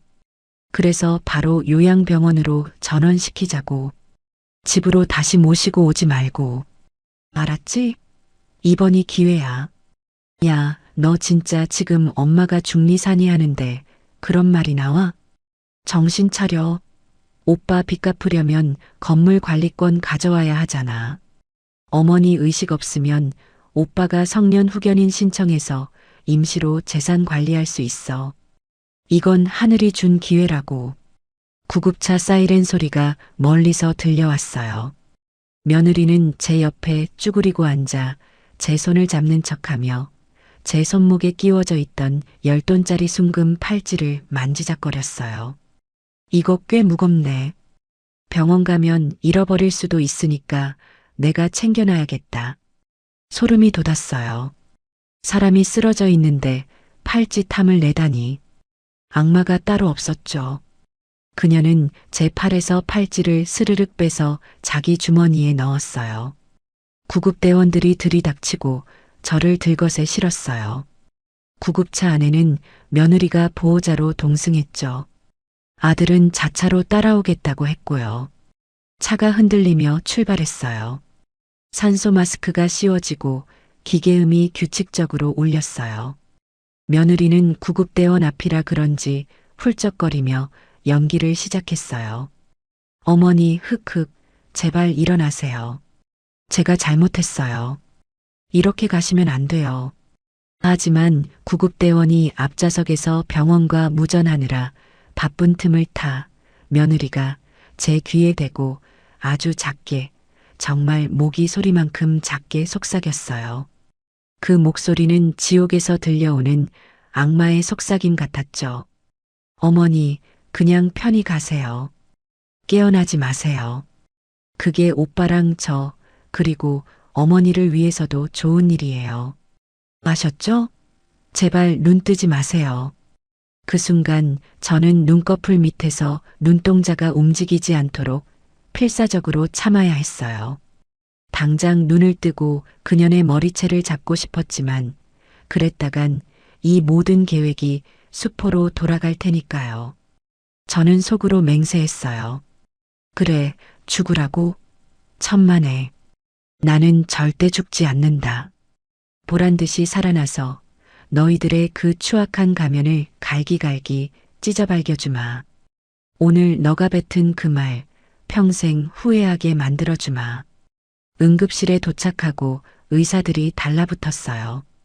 각종 검사가 진행되는 동안 저는 서서히 의식을 회복하는 척했죠. 너무 오래 끌면 진짜로 중환자실에 갇혀버릴 수도 있고 며느리 뜻대로 요양병원으로 넘겨질 수도 있으니까요. 환자분, 눈 떠보세요. 제 말 들리세요? 의사가 제 눈에 펠라이트를 비췄어요. 제가 천천히 눈을 뜨자 며느리의 표정이 일순간 굳어지는 걸 봤어요. 안도감이 아니라 왜 깨어났지? 젠장 하는 실망감이 역력한 얼굴이었죠. 그 표정을 저는 평생 잊지 못할 거예요. 어머니, 알아보시겠어요? 서민지가 억지 미소를 지으며 다가왔어요. 여기가 어디냐? 제가 힘없는 목소리로 묻자 뒤늦게 뛰어온 아들이 제 손을 잡고 울먹였어요. 엄마, 다행이다. 진짜 다행이다. 나 엄마 죽는 줄 알았어. 아들의 눈물은 진짜인지 가짜인지 구분이 안 갔지만 며느리의 눈빛은 확실히 읽을 수 있었어요. 독한 노인네, 기어이 살아나느라고 욕하고 있는 그 눈빛을요. 저는 다시 눈을 감으며 속으로 차갑게 웃었어요. 주머니 속에 있는 제 폰, 그 안에 녹음된 그들의 패륜적인 대화, 그리고 며느리 주머니에 들어간 내 금팔찌. 이 모든 것이 이제 저들을 파멸시킬 완벽한 무기가 될 것이었죠. 병원 침대에 누워 수액을 맞으며 저는 다짐했어요. 내일 해가 뜨면 진짜 사냥을 시작하겠노라고요. 병원 침대에서 눈을 떴을 때 창밖은 이미 어둑어둑해져 있었어요. 코끝을 찌르는 알코올 냄새와 규칙적으로 들리는 의료기기 소리가 이곳이 응급실이 아닌 일반 병실임을 알려주었죠. 몸을 일으키려는데 팔이 묵직했어요. 주렁주렁 매달린 링거줄 때문이기도 했지만 마음을 짓누르는 돌덩이가 더 무거웠기 때문이겠죠. 병실 안에는 6인실 특유의 텁텁한 공기가 감돌고 있었어요. 옆 침대 환자가 코를 고는 소리, 보호자들이 소곤거리는 소리가 뒤섞여 있었죠. 제 침대 옆 보조의자에는 아들 준호가 목을 뒤로 젖히고 입을 벌린 채 자고 있었어요. 세상 모르고 자는 그 얼굴을 보니 우라통이 치밀면서도 한편으로는 짠한 마음이 드는 게 어쩔 수 없는 어미의 마음인가 봐요. 하지만 며느리 서민지는 보이지 않았죠. 저는 습관적으로 왼쪽 손목을 만져보았어요. 허전했죠. 30년 넘게 제 몸처럼 차고 다니던 10돈짜리 순금 팔찌가 없었어요. 응급실로 실려오기 전 구급차 안에서 며느리가 제 손목에서 스르륵 빼가던 그 소름 끼치는 감촉이 생생하게 되살아났어요. 준호야. 제 갈라진 목소리에 아들이 화들짝 놀라 깼어요. 엄마, 깨나셨어요? 좀 어떠세요? 머리는 안 아파요? 물 좀 다오. 준호가 허둥지둥 냉장고에서 생수병을 꺼내 빨대를 꽂아 주었어요. 물 한 모금을 마시고 나니 정신이 좀 맑아지는 것 같았죠. 민지는 어디 갔냐? 민지는 집에 잠깐 갔어요. 엄마 입원 수속하고 갈아입을 옷이랑 세면도구 챙겨온다고요. 근데 엄마, 진짜 괜찮으세요? 의사 선생님이 엄마 혈압이 너무 높아서 자칫하면 큰일 날 뻔했대요. 당분간 절대 안정하셔야 한대요. 그래, 내가 죽다 살아났구나. 무슨 그런 섭섭한 말씀을 하세요. 엄마 오래 사셔야죠. 오래 살라니. 몇 시간 전만 해도 명줄이 질기다며 혀를 차던 놈이 할 소리인가 싶어 헛웃음이 나왔어요. 그때 병실 문이 열리고 며느리가 쇼핑백을 들고 들어왔어요. 화장은 좀 지워졌지만 표정은 묘하게 밝아 보였죠. 어머, 어머니 깨어나셨어요? 걱정돼서 죽는 줄 알았잖아요. 서민지가 다가와 제 이마에 손을 짚는 척했어요. 그 손이 어찌나 차갑고 가식적으로 느껴지던지 소름이 돋아 몸을 움츠렸죠. 그래, 너가 걱정해줘서 내가 살았다. 뼈 있는 제 말에도 서민지는 눈 하나 깜짝 안 하고 생글생글 웃었어요. 당연하죠. 제가 얼마나 기도했는데요. 아 참, 어머니 죽 좀 사왔어요. 전복죽이에요. 이거 드시고 기운 차리세요. 며느리가 포장해 온 중 용기를 꺼내는데 저는 불쑥 손목을 내밀며 물었어요. 아가, 내 팔찌 못 봤니? 구급차 탈 때까지만 해도 차고 있었던 것 같은데 병원에 온이 없구나. 순간 서민지의 눈동자가 미세하게 흔들리는 걸 저는 놓치지 않았어요. 아주 찰나였지만 당황한 기색이 역력했죠.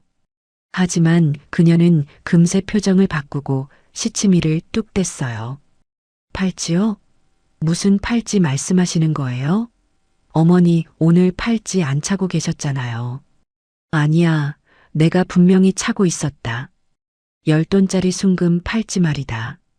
너도 알지 않니? 어머니 쓰러지시면서 정신이 없으셔서 착각하신 거 아니에요?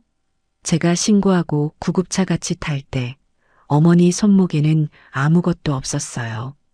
그렇죠, 오빠? 서민지가 아들에게 동의를 구했어요. 준호는 머리를 극적이며 눈치를 봤죠. 글쎄, 나도 정신이 없어서 잘 못 봤는데. 엄마가 요즘 건망증이 좀 있으시니까 집에 두고 오신 거 아니에요? 건망증? 내가 치매라도 걸렸다는 거냐? 제가 눈을 부릅뜨자 서민지가 얼른 말을 받았어요. 아유, 어머니. 누가 치매래요? 그냥 경황이 없어서 착각하실 수도 있다는 거죠. 집에 가서 제가 찾아볼게요. 아마 화장대에 있을 거예요. 일단 식사부터 하세요. 며느리는 죽뚜껑을 열어 제 입에 숟가락을 들이밀었어요. 저는 입을 꾹 다물고 그녀를 빤히 쳐다봤어요. 제 팔찌는 지금 며느리의 핸드백 속이나 아니면 벌써 금은방에 팔려 현금으로 바뀌었을지도 모르죠. 잡아떼시겠다? 너가 훔쳐간 걸 내가 알고 있다는 걸 보여줘야겠다고 생각했죠. 저는 갑자기 눈에 초점을 풀고 멍하니 허공을 응시했어요. 그리고 중얼거렸죠. 누가 가져갔는데. 분명히 누가 내 손을 만지작거렸는데. 도둑이 있어. 내 금부치를 노리는 도둑이. 제 연기에 서민지의 손이 멈칫했어요. 그녀는 아들과 눈빛을 교환했죠. 어머니, 왜 그러세요? 도둑이라니요. 몰라, 시커먼 여자가 내 팔을 비틀고 가져갔어. 무서워. 제가 몸을 떨며 이불 속으로 숨자 서민지의 얼굴에 회심의 미소가 번지는 걸 봤어요. 그녀는 아들에게 작은 목소리로 속삭였어요. 오빠 봤지? 어머니 지금 헛소리 하시는 거. 선망 증세인가 봐. 저거 치매 초기 증상이라던데. 진짜네 엄마가 왜 저러시지? 충격받아서 그런가? 의사 선생님 오면 말씀드려야겠어. 인지 기능 검사 같은 거 받아봐야 할 것 같아. 며느리는 신이 나서 간호사를 부르러 나갔어요. 저는 이불 속에서 주먹을 꽉 쥐었어요. 나를 요양원에 보낼 구실을 만들려는 속셈이 뻔히 보였지만 저는 당분간 장단을 맞춰주기로 했어요. 그래야 저들이 방심하고 본색을 더 확실히 드러낼 테니까요. 잠시 후 의사와 간호사가 들어왔어요. 서민지는 의사에게 심각한 표정으로 호들갑을 떨었죠. 선생님, 시어머니가 이상해요. 방금도 막 헛것을 보신다고 하고 팔찌를 누가 훔쳐갔다고 도둑 타령을 하세요. 안 차고 계셨거든요. 혹시 뇌에 무슨 문제가 생긴 건 아닐까요? 치매 검사 좀 해주세요. 의사는 제 눈동자를 살피고 청진기를 대보며 물었어요. 할머니, 여기가 어딘지 아시겠어요? 저는 멍한 눈으로 의사를 보며 대답했죠. 여기가 우리 집인가? 자네는 누구인가? 세입 받으러 온 사람인가? 의사가 고개를 갸웃거렸어요. 일시적인 선망 증세일 수도 있고 고령이시라 혈관성 치매가 의심되기도 합니다. 일단 MRI를 찍어보고 정밀 검사를 해봐야겠네요. 거봐요. 제 말이 맞죠? 어떻게 우리 어머니. 서민지는 입을 틀어막고 우는 척했지만 눈은 웃고 있었어요. 저는 속으로 코웃음을 쳤죠. 검사를 받는 며칠 동안 저는 철저하게 연기했어요.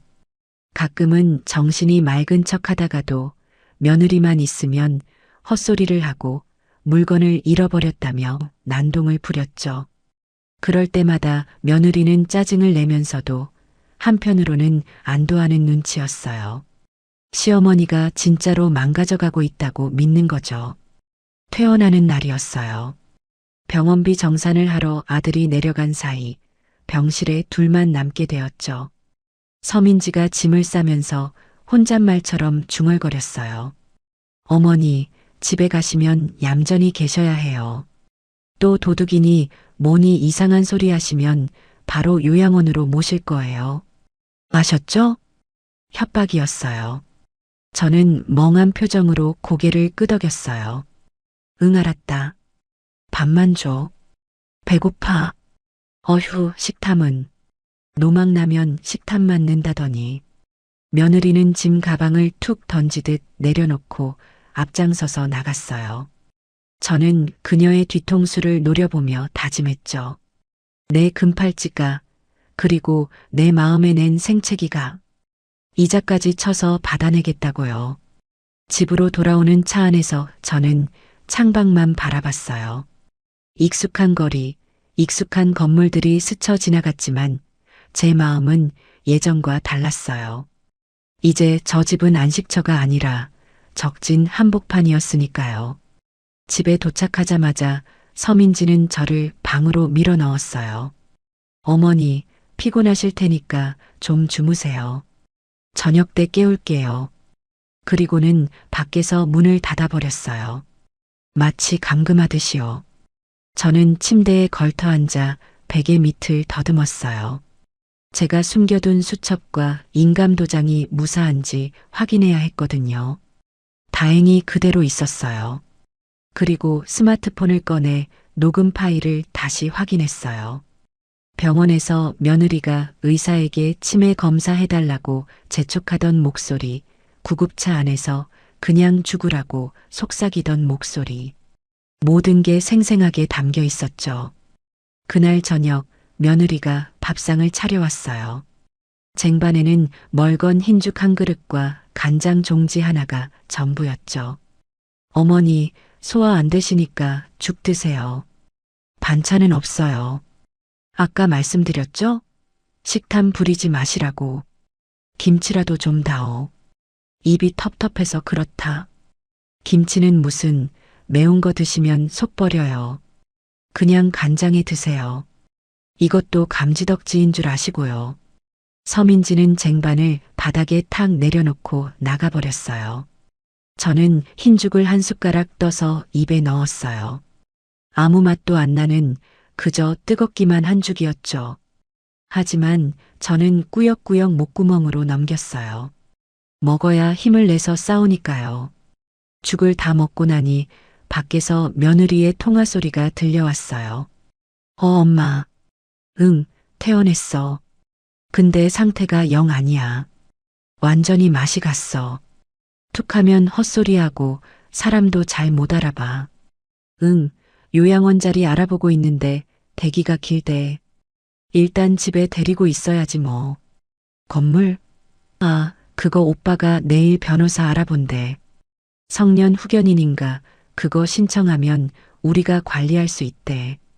응, 걱정 마. 다 내 손바닥 아니야. 다 내 손바닥 아니라.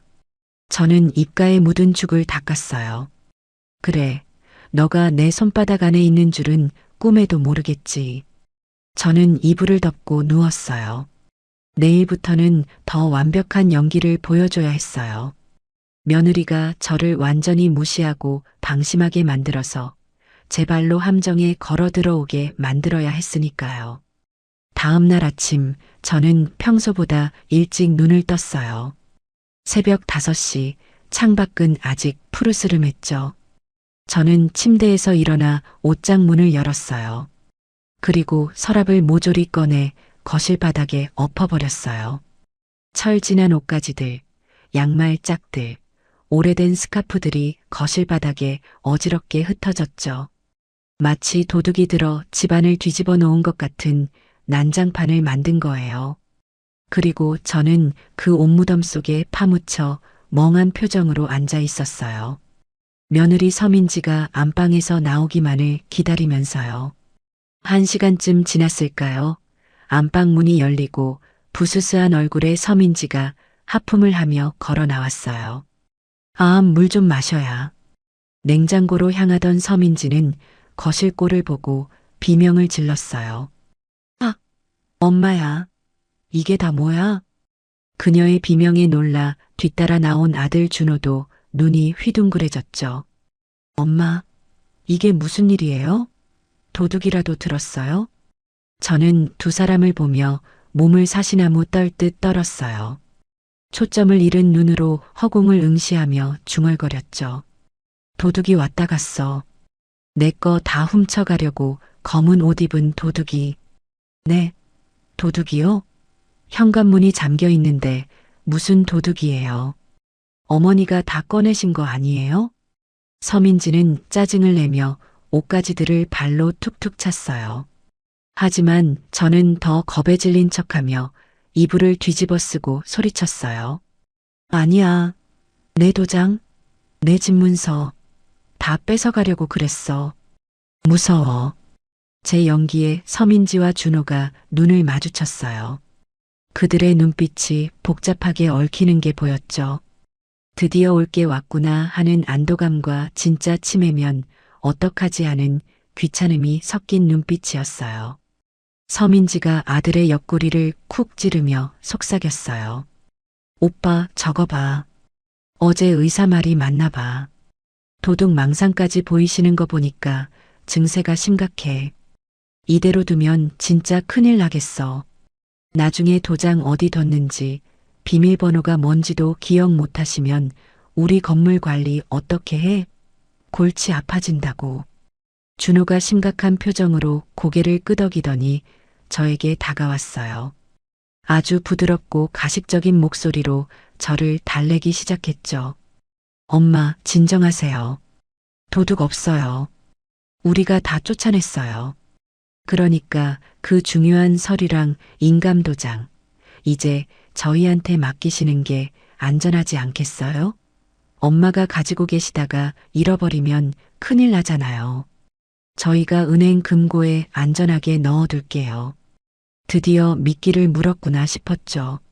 하지만 저는 쉽사리 내주지 않았어요. 고개를 세차게 저으며 거부했죠. 안 돼. 아무도 못 믿어. 다 내 돈 노리는 놈들이야. 너희도 다 한패지? 어머니, 저희는 아들이랑 며느리잖아요. 세상에 자식이 부모 돈을 훔쳐가요? 다 어머니 위해서 그러는 거예요. 제가 아주 야무지게 관리해서 어머니 평생 호강시켜 드린다니까요.